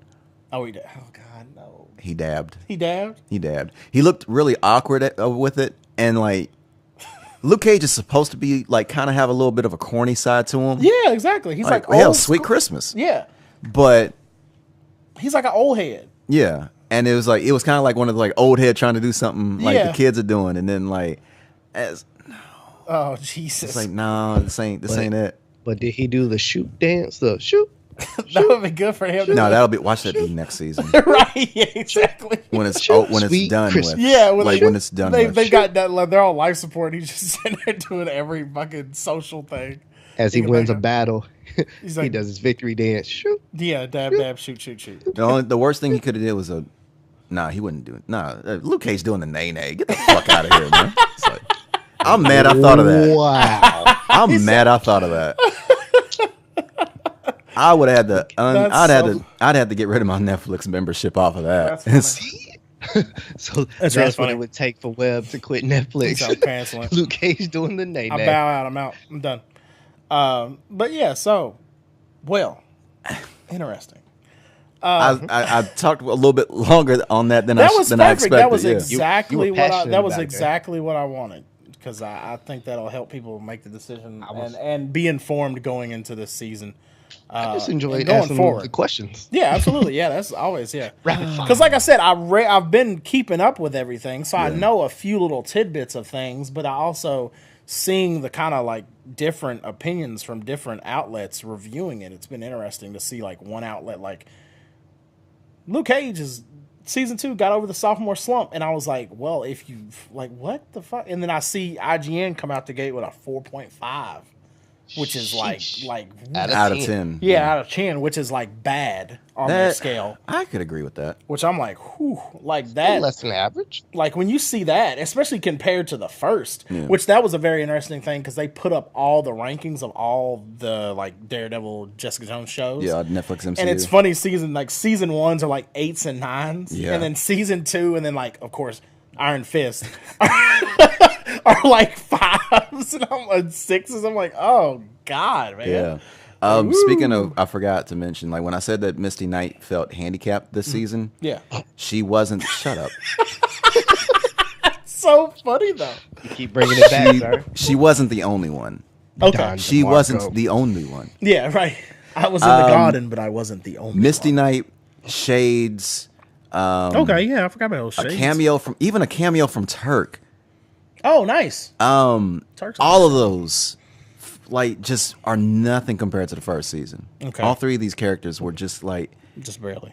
were just shells of themselves. That sucks because like you could have did some crazy shit with Misty having a fucking augmented arm now. And they lightly touched on it. Yeah. She got it's super strong. Yeah. It's a super strong arm. Yeah. She can now fight with Luke Cage now. Yeah. Well, I mean, yeah, she can actually just fight now. Yeah, yeah. But Did she get that arm from Stark? Is it Stark Industries' arm? Okay. no, Okay. she got it from Danny. What? Colleen. Oh, okay. Yeah, Colleen's been teaching her Okay. how to fight. Claire has been teaching her rehab. Right. And so all three of them are connected, and hopefully they will do that little, like, the night nurse slash thing. yeah. Yeah, absolutely. Yeah. Yeah. So Okay. big things are possibly in the way, or coming through there's for so her. much, like you could do so much You stuff could have. with this, with all. Yeah. And she could have had her own little blaxploitation moment as well. Absolutely. But this is, man, okay, can we move on from this? This is, All right, with that being said, we will move on. So let us know when you guys check out, if you guys check out season 2 of Netflix. On the topic season of 2 reviews. Luke Cage. Let us know what you think of it. on the topic of reviews, what have you listened Oh, to? man. So you just now told me that Teyana Taylor's album finally came out Yes. on Saturday. Was it Saturday? out, or it was out Saturday. I don't know if it came out like Friday, like super Before late, or midnight. Saturday in the morning. I know it went out by. I don't think it was out before midnight. I don't think so. Yeah, I don't know what is going on here. I don't know why- Nas Yeah. and Teyana Taylor, And I mean, here's the thing. and that was the Apparently, last Nas, two. Yeah, exactly. And apparently, Nas was the one that was uploading Tiana's album. So I wonder if Nas was uploading Nas's album. And Were Nas you just took a little too long. That's the only thing. Quit throwing that out there like Because it's it's fact. so funny to me. It's just a funny, like, I feel like, because here's my thing. Like, in my mind, this whole thing is like Kanye makes the beats and then they're carried like the Ark of the Covenant to the computer. And then Nas blesses them with his lyrics, or Kid Cudi, and then bless them with the lyrics. And then it's carried again, like in a semi truck that's like locked and like with just one USB drive and a safe in the back. And then they take it to some white people and then they upload it. Like, that's my mentality of how that works. Not Nas is on his laptop at 3 a.m. trying to upload some shit. The Wi-Fi is, I guess the That's so Wi-Fi is just stupid. slow as hell in Wyoming. Like, this is stupid. Like that. Like, to me, that it sounds insane that they have to do it the same way we do it. It's like, send me the Dropbox link. What? It's like, are you serious? Like, you get paid millions of dollars. Why are you doing this? It just seems weird that Did they you remember to upload your? to upload your album. It's Did so you remember funny, to upload your right? album? Yeah, exactly. Oh, man, hold up. Let me go back to the I sent the wrong link. It's like off of, like I forgot to log in. It's like it's Blackboard. Right. Yeah, I forgot to log in. Like, I can't. Like, I ain't got my student email. I don't remember. It's locked out. Yeah, I gotta get Locked out. I gotta call customer support. So goofy, but yeah. So I listened to personally, Nas's album, Tiana's, and some of. I don't think I finished it because how long was Beyonce and Jay-Z's? It was like 8, right? I just listened No, to I think it was more than 8. Okay, well then I I definitely didn't think it's finish. like 8 or 9. Then I definitely didn't finish. Okay, because I'm listening to it off of a playlist from Spotify. Shout out Fuquan for bringing that to my attention. Okay, so there it is. Okay, yeah, I definitely haven't finished that. Yeah, I've probably seen most of the stuff through the So videos. can we do questions on the Teyana? Well, have you Yeah, listened please. to it? I have not listened to it because I didn't know it was out. Yes, I will field questions on Teyana if you have any of those, and then Ready? we'll field questions. Do you want to do that first? Or you want to do Nas first? We can do this first, I guess, since nobody else listened to it. Let's get your questions. All right, what you got? Did it surprise you? Not really surprised, I wouldn't say, because like Tiana's one of those people that like I remember when she was signed to Pharrell and the Neptunes. Google me, baby. Yeah, exactly. And I remember listening to her then. And here's the thing that's been nice to watch with Teyana. one, besides her talent outside of music, and I guess you include dancing and everything like that as part of music, but her vocal talent has improved immensely since she was with Pharrell and them. Now, she could sing then, but she was kind of like a hybrid a little bit more then. Now she's like straight vocals. And it's really good. And the thing that's, so I would say the one thing that did surprise me is that three-way song is nasty as hell. There's a song on here about her Nasty having a three. Good or nasty like? It's good nasty. You need to wash your mouth out with soap after you sing it's baby turn the lights off, the news is coming on nasty. It's that kind of nasty. Because it's all about her. I'm pretty sure and it's for I would assume it's for Amon. But it's for her like talking about like having a threesome with some girl in Shumpert. And it's like detailed. Oh, like shouts out to that. A detailed threesome song. And like the thing is, here's the thing that I always am a huge fan of a producer with the style of like Kanye West, where it's a lot of sample stuff, doing an R&B album. Because I think you get a lot of interesting, organic, old school, analog sound styles and artifacts and stuff that you don't get when you just get like a straight pop producer making R&B or making pop music. You get these really like characteristics that you don't get. So it's really cool to hear like honestly a very kind of like subdued, soulful, and slowed down minimalistic version of Kanye's production for Teyana. A lot of it's very simple. Like that three-way song is, I think, a bass and a kick, bass line and a kick, piano roll, like that. Now. Like that's it. Like it, yeah. It's like a piano roll, like a low-end piano roll. Like it's very simplistic. The song sounds, and I'm just a few seconds in. Like I'm just a little bit in. Yeah. It sounds like something that should be at a speakeasy. Like it should be a whole lot of smoke in the room, and she comes from like behind a piano, and just like somebody goes and plays the piano. She like,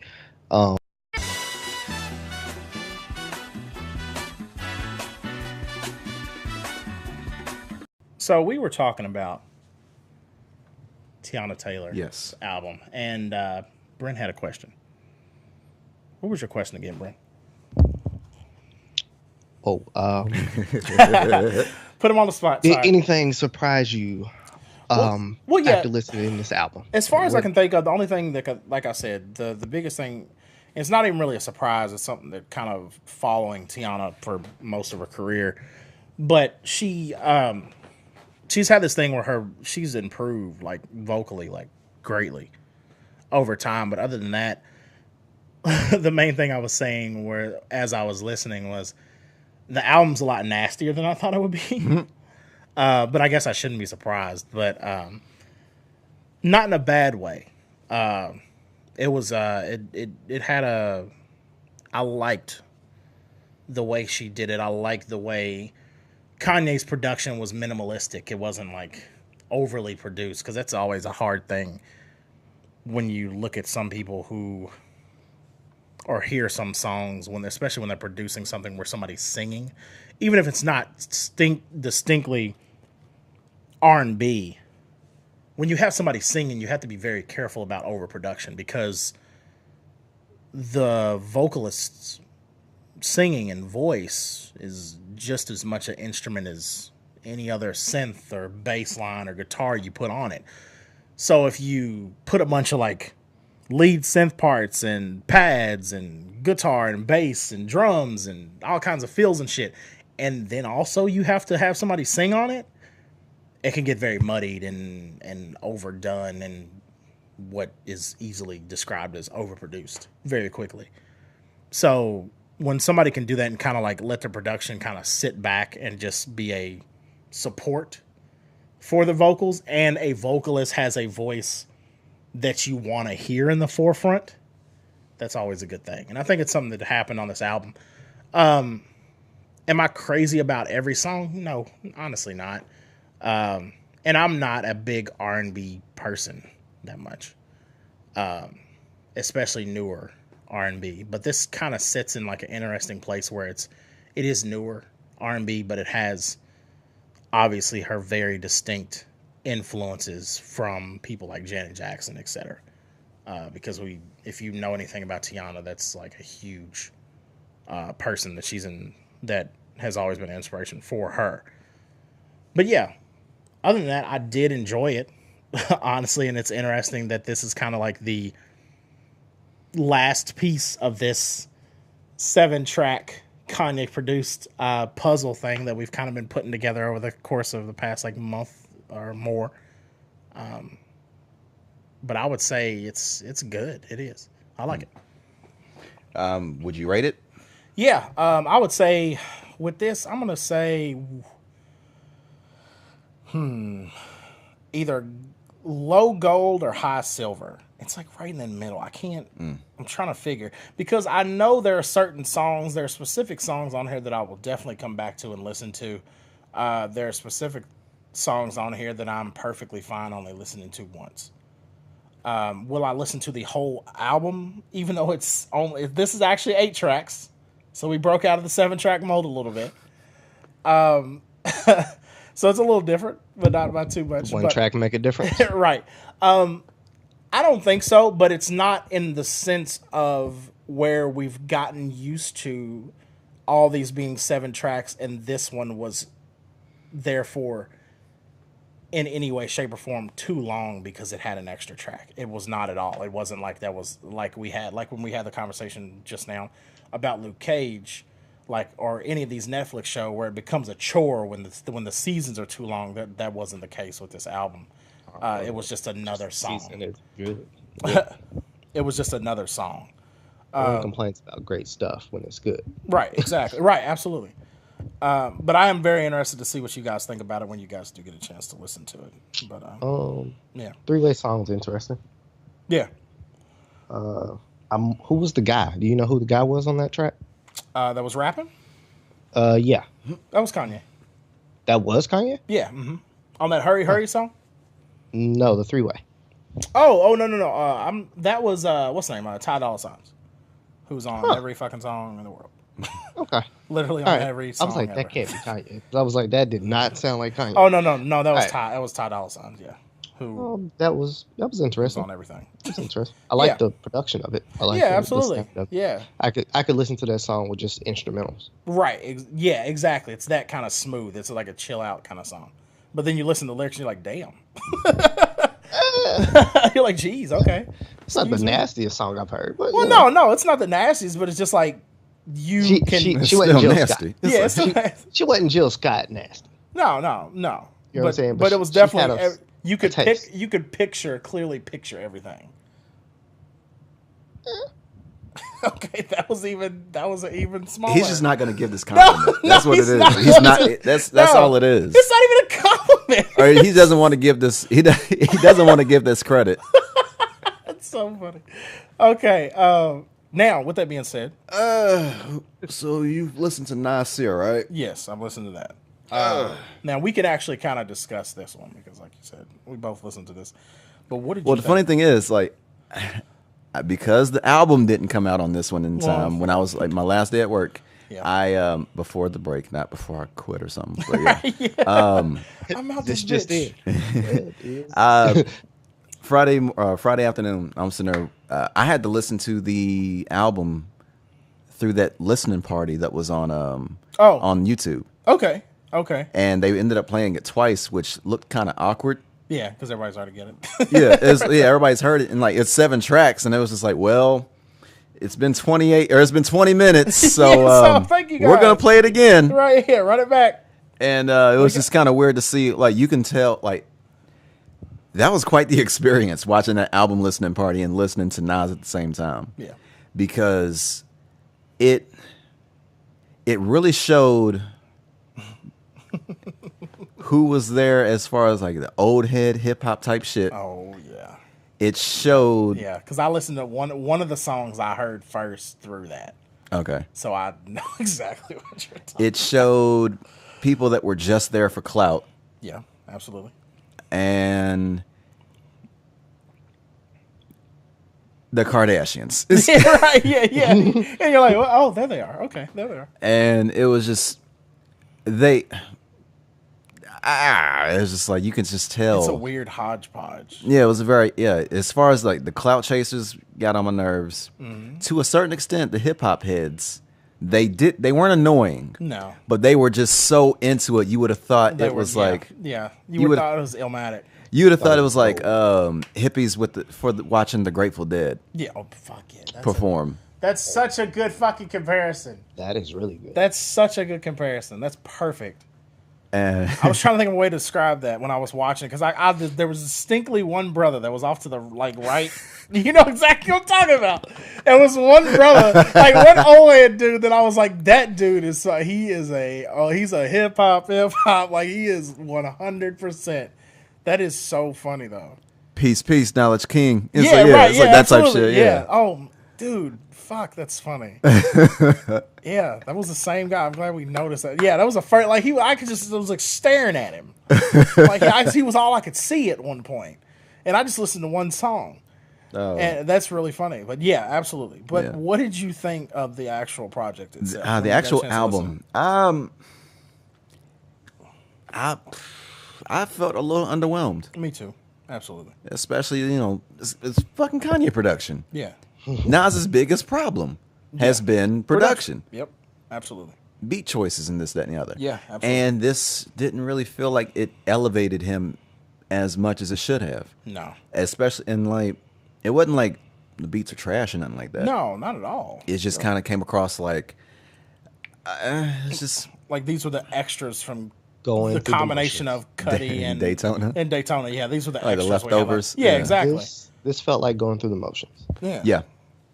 This album, my bad. I didn't mean to interrupt. No, I was saying that was a very good way to describe it. Yeah.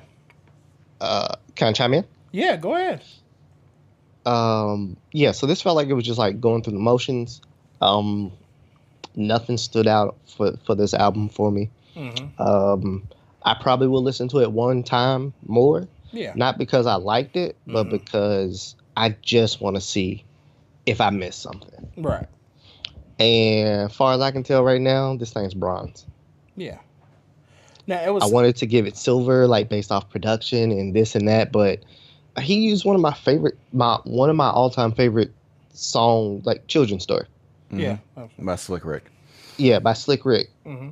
And I listened to it, and all I could do was just rap the regular song over this one. After hearing the first, that first little bit, I was like, "Oh, that sample." Yeah, I heard the sample, but I heard Nas come in and everything. I do like that and sample. I was listening, and I was like, okay, I'd rather listen to the original. Yeah. And like nothing about this album is to write home about for me.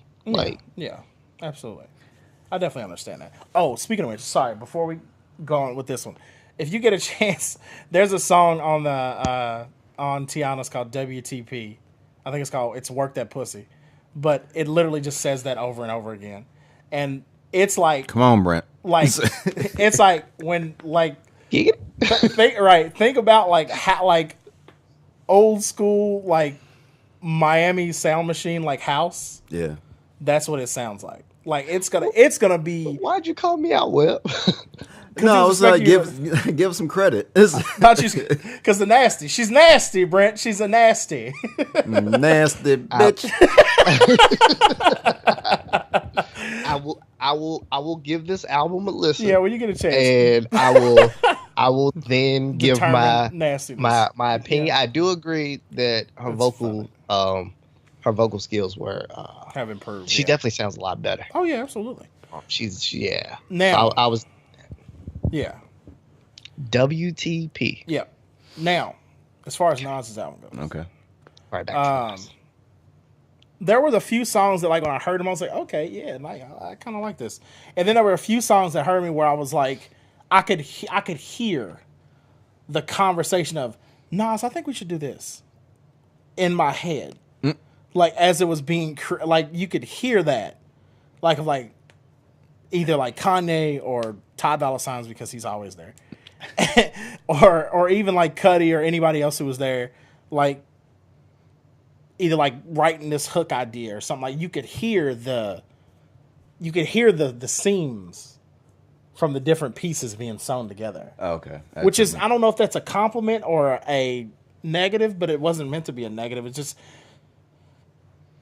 I don't know. There was a... It is what it is. It's kind of, it's weird. It's a quilt. It's patched together. It's a small quilt thing. Yeah, it's a small quilt that I can't really. Grandmother's quilt. I can't really nap under it.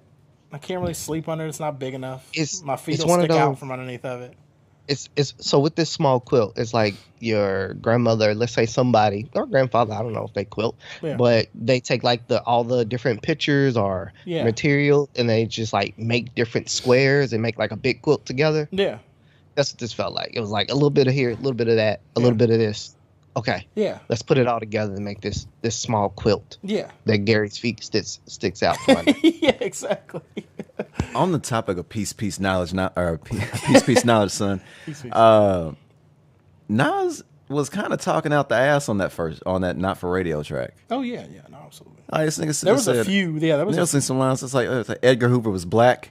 Yeah, I was like, what? It's like, what are you talking? And then he also said, he was saying some stuff that you were like, he was saying some weird shit too. It was like SWAT was created to stop the Black Panthers. Yeah.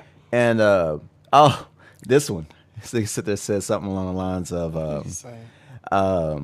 Fox News was created by a black dude. Yeah. Also true.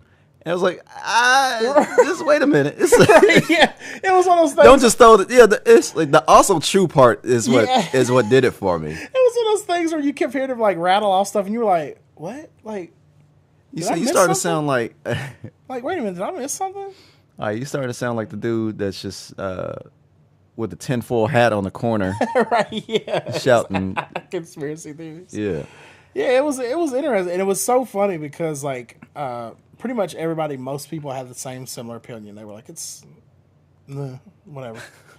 And then it was so funny because like a few of the like hip hop dudes that I know, they were like, this is like fucking greatest thing I've ever heard. Of course. Like, oh my God. Of course. It's so easy. Like, Jesus Christ, man. Like, it shouldn't be that easy. Like I shouldn't be able to expect that and then you deliver in spades. Exactly. Or clubs. Yeah, clubs. the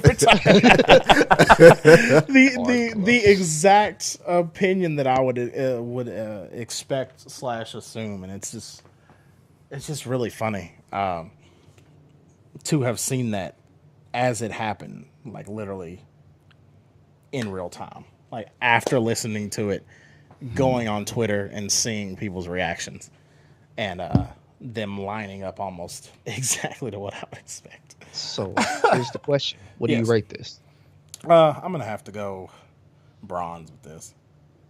Well, because I don't see myself really. Besides listening to that Slick Rick sample again, just because I kind of like it. I don't see myself really listening to this again. And in the time that I've listened to both of these, Nas's and Teyana's. I've probably listened to Kids See Ghosts 15 fucking more times since then. And it's just funny, like, because you have these different pieces and comparison pieces because we have like 4, right? 5, counting Kanye's. 5 different albums that we can kind of mix and match and like compare to each other and stuff. And we know they're produced by the same person, but they're very distinctly different artists. So it's this interesting thing where we can kind of like weigh them against each other and everything. And, I don't. Now, with that being said, as far as like all of them, now, how would you rank them all? Okay. First and foremost, my rating was going to be bronze. It wasn't very remarkable. It wasn't trash, but right. It is what it is. And that's kind of the entire approach listening to Nas. It's like, it is what it is. Yeah. Okay. So there are 5 tracks. 5 albums. At number 5. Albums. Oh, what did I say? Tracks? Yeah. Oh, okay. So 5 albums. Yep. At number 5 will be Ye. Bottom? Is it the bottom? It's at the bottom. Okay. Oh, well, shit. I can only do 4 because I have yet to hear Teyana. Okay. So yeah, you're at number 4 right for me. Yeah. For right now, for me, my 4 at number 4 still Ye. Okay. Still at the bottom. Okay. Cool. Ye still at the bottom. Okay.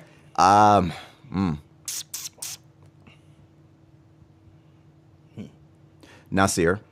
Okay. Directly behind that. Okay. At number 2. Yep. I'm going to have to put Daytona at number 2. Okay. And KTSE Ghost at number 1. Okay. Cool.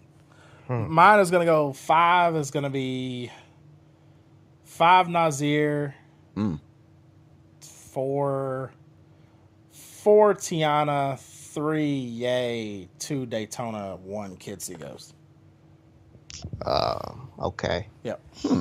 Yep. For me, I'm gonna go because hold on, just 1 second. The only reason I say that is the biggest thing that lifts Ye above, kind of like the bottom 2, is the second half is like, and that last song. You know how I feel about that fucking last song about his daughters. All right. That song is excellent, and that like elevates it up for me. And then of course I really like Daytona's great, but KTSE Ghost, man, I see myself listening to KTSE Ghost fucking like constantly. But yeah, go ahead, Brent. Sorry. Shoot. This was what I was waiting for. Is rating these 5 albums. I'm gonna go. NASIR, Nas's. Ye's. As 5 Nas. Yep. 4 Ye. Okay.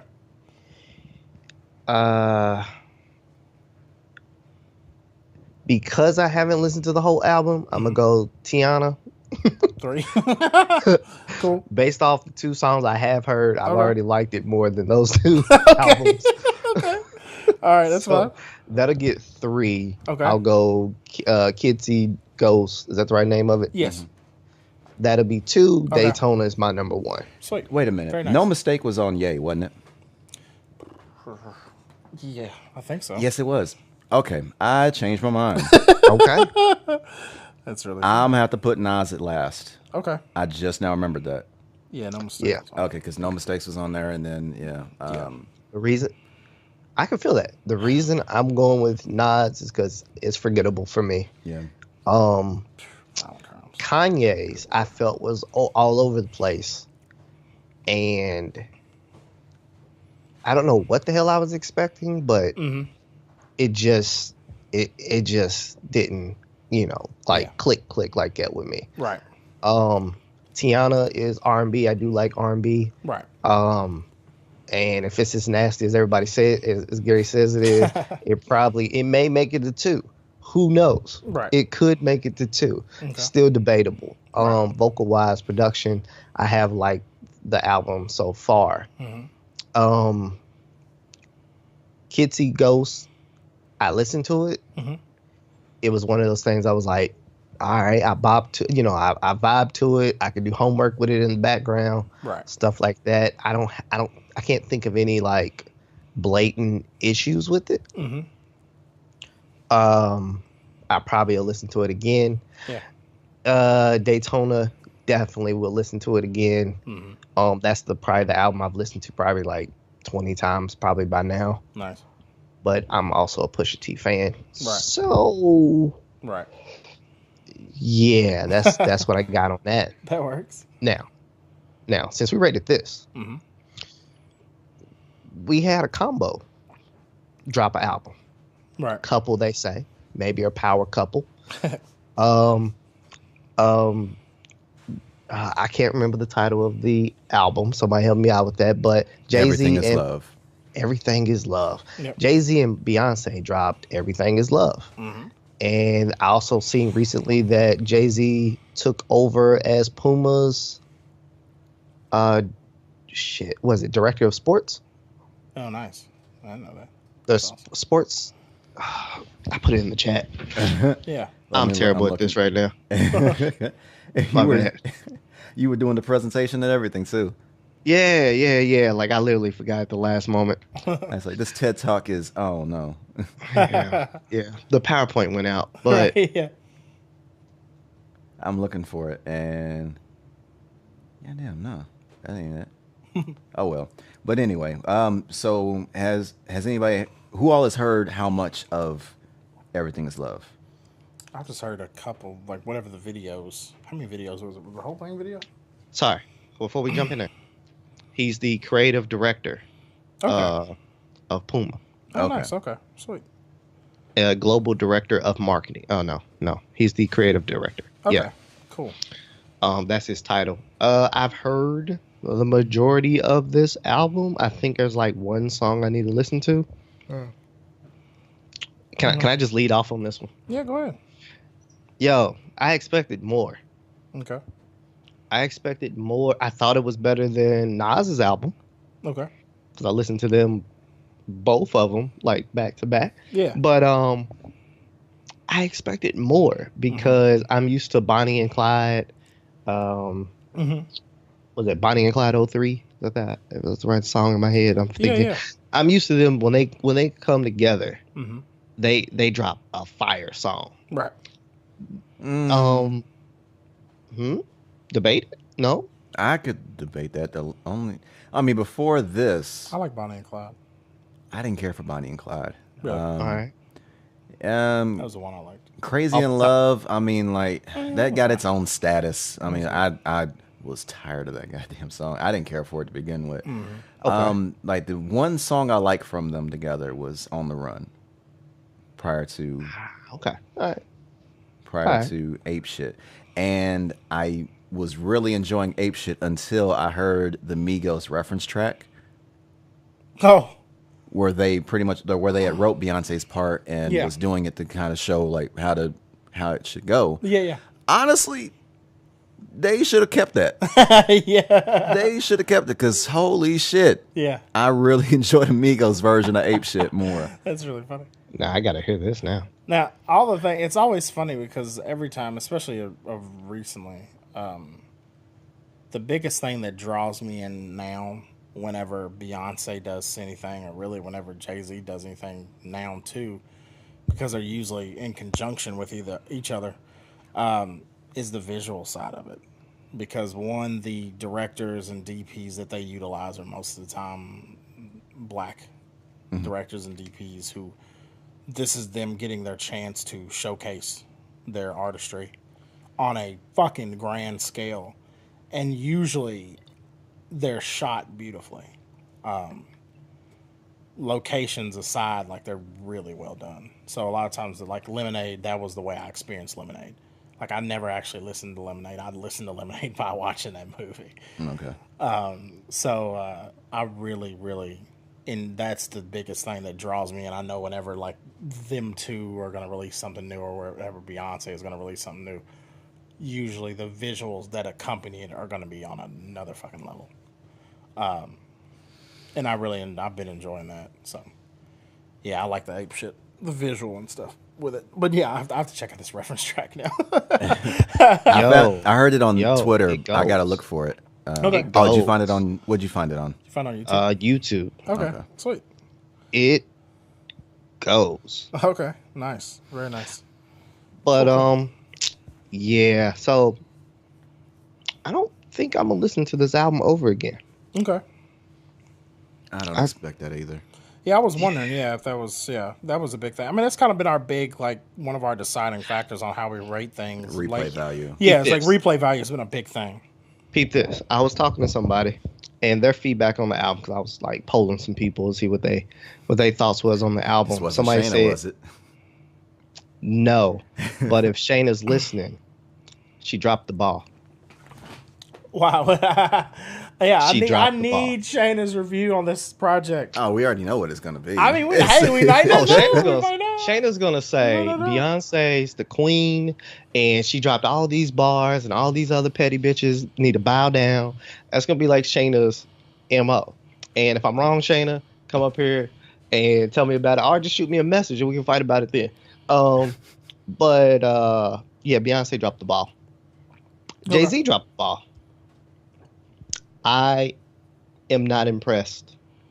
We from the mountains have watched as your technological advances have been overseen and your raps have been written by a child. We will not have it. This is the last straw. We would not have it. Oh man. Migos have put up a challenge for you. It's challenge day. When I listened to this album, I literally felt like the Black Panther power has been stripped. You really need to work on this accent. If you gonna keep rolling with it, you want me to do this? The Black Panther power has been stripped away. Okay. Speaking of which, that's funny. I watched that on the plane. I'm being so disrespectful. Yeah, I watched that on the plane. You all in the Beyhive need to help write Beyonce's raps. So good. Man. And get her to follow the beat. She sounded like Eminem out there. What?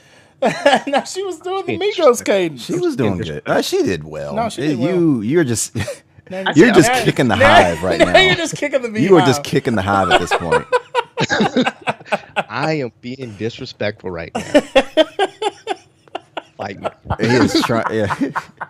If us sitting there listening to these Kanye albums didn't get us canceled, then you sitting there doing this shit probably will help. That's gonna be the last straw. That's gonna be it. What are they gonna do? What are they gonna do? Get mad at me? Get mad at the album? Okay. Now, what I was saying was, who would you rather get pissed, or who would you rather piss off more?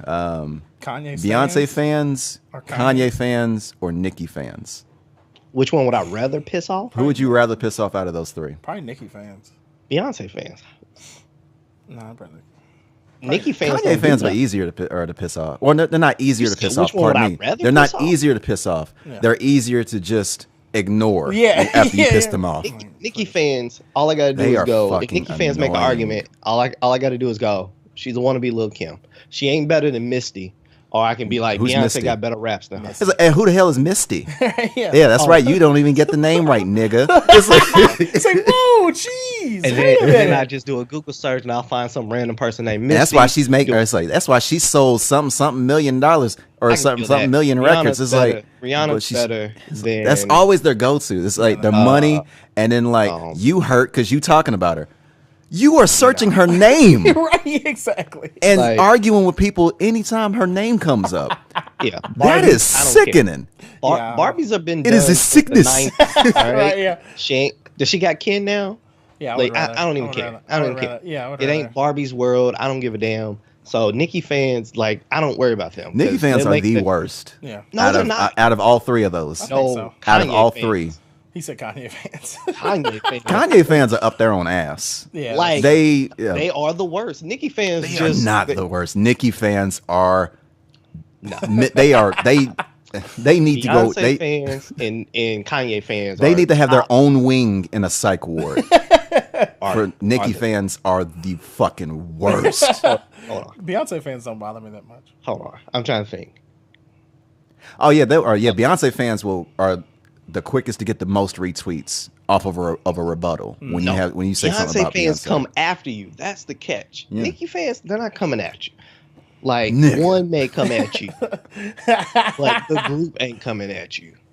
All them gay dudes and underage women sitting there and underage girls will sit there and hound you, dude. See, that's what I think. And you think there's more of them than Beyonce fans? No, see, that's what they are worse than Beyonce fans. I'm not giving you that. See, I think about the opposite. We just have to agree to Beyonce disagree on this. See, I think of the opposite. Like you said, gay dudes and underage females for Nicki fans. See, I think gay dudes and middle-aged females for Beyonce fans. They got things to do. You're right, yeah, exactly. Compared to Nicki fans. They gotta go pick up their kids.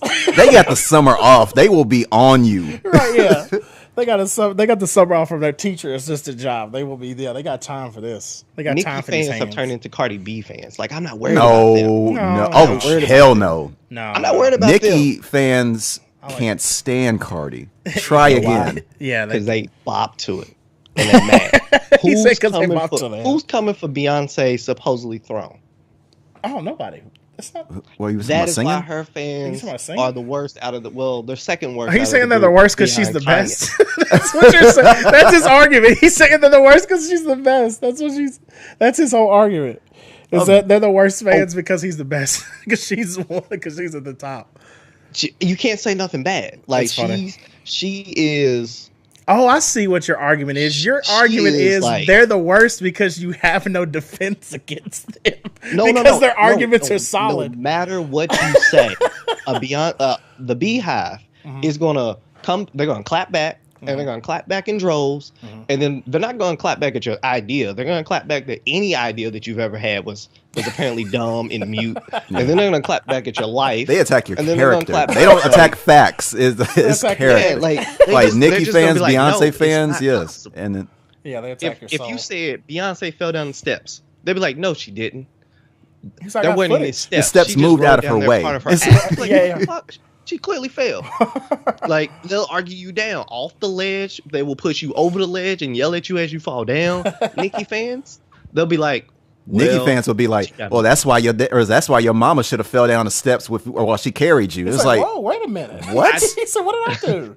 But then you have Kanye fans, right? And Kanye fans, it's like, nah, Kanye created the stairs that we elevate to, and you are too feeble-minded to comprehend that. It's like, God damn, they should have aborted you when you were little, and then they'd be like, not Kanye fans. Kanye fans. It's like Kanye fans. It's like, I hope the stage falls on you. There shouldn't be abortion. Like they're weird. All right, they're a whole nother level. They'd be like, they should have aborted you, but abortion's wrong. And that's when you'll get caught up in Kanye fans. That's like, so stupid. Hey, you know what? Come at me. You can find me at. It's the dumbest conversation. Okay, for the audience, what fanhood or what following? Welcome what to artist? What artist? If, what athlete? What any what public figure besides Trump has the worst following? Yeah. What public figure has the worst following? That works, yeah. Tell us what you think. Taylor Swift. Swifties. And Kanye. Kanye's. Rihanna's is cool. I was gonna say they seem to calm down. That's because I was gonna say hey, Rihanna claps back herself. Like Rihanna she don't need nobody. Right. She don't need Stand nobody. Down, they minions. just clapped in the background. Like, right. She just got like Stand little down, applauses in the background, like go Riri. No, the Navy. She sinks the battleships. Right. Yeah, exactly. Oh. All right. Guys. Oh, I just realized, son of a bitch. You sink the battleship? Oh yeah. Why am I walking into these? Yeah. Yeah. Why am I setting myself up for that's these? That's why I wanted to end it right there. Guys, thank you. Episode 100. Yeah, thank you guys. Thanks for listening for all 100 episodes, watching us on those episodes on YouTube. Absolutely. Continue checking us out on Spotify, iTunes, Google Play. We may look into SoundCloud. Yeah, we'll see what happens there. Yeah. If there's another platform that you want us on that we aren't on, by all means, let us know. Absolutely. OAFdiscussions@gmail.com for any questions, comments, concerns that you cannot put in the comments or review sections of any of these platforms. Social media. OAF Discussions on Twitter and Instagram. Yep. Web859 on Twitter, Web.859 on Instagram. At Kane Kid Swift on Twitter and at Future_ASC on Instagram. And also, just so you guys know. Oh, I was going to do that at the very end. Beautiful. I got you at the very end. Okay. Kid Swift got his. Brett, what you got? Mr. Brett. LL Cool B 22. That's LLCOOL B22. That's basically everywhere. If you can't find me there, you'll find me at Gray Fox or something like that. But beautiful. Twitter, Instagram, Snapchat, who knows? Beautiful. Cool. What you got? All right. No, I just wanted to bring this to the attention that as we head out, yes, we're going to be playing a little bit of something from, it's called Awkward Youth, correct? Yes. Yeah, house music that is created by the person to my right. Yes, to my right. I'm sitting there looking at my left. I'm trying to get the stage directions. I know, right? And stuff. Because if you look at the screen, it looks person like to your you right, do that. To my left. Because our confidence monitor reverses us, obviously. Yeah. So. All right, and it's a house music project. And what is this track we're going to be listening to? This one is what did I call this one? I forgot what I called it. Saving Face. Sorry, Saving Face. Yeah, Saving Face. All right. With that being said, enjoy. Thank you for listening. Bye, Peace. guys. Till we meet again.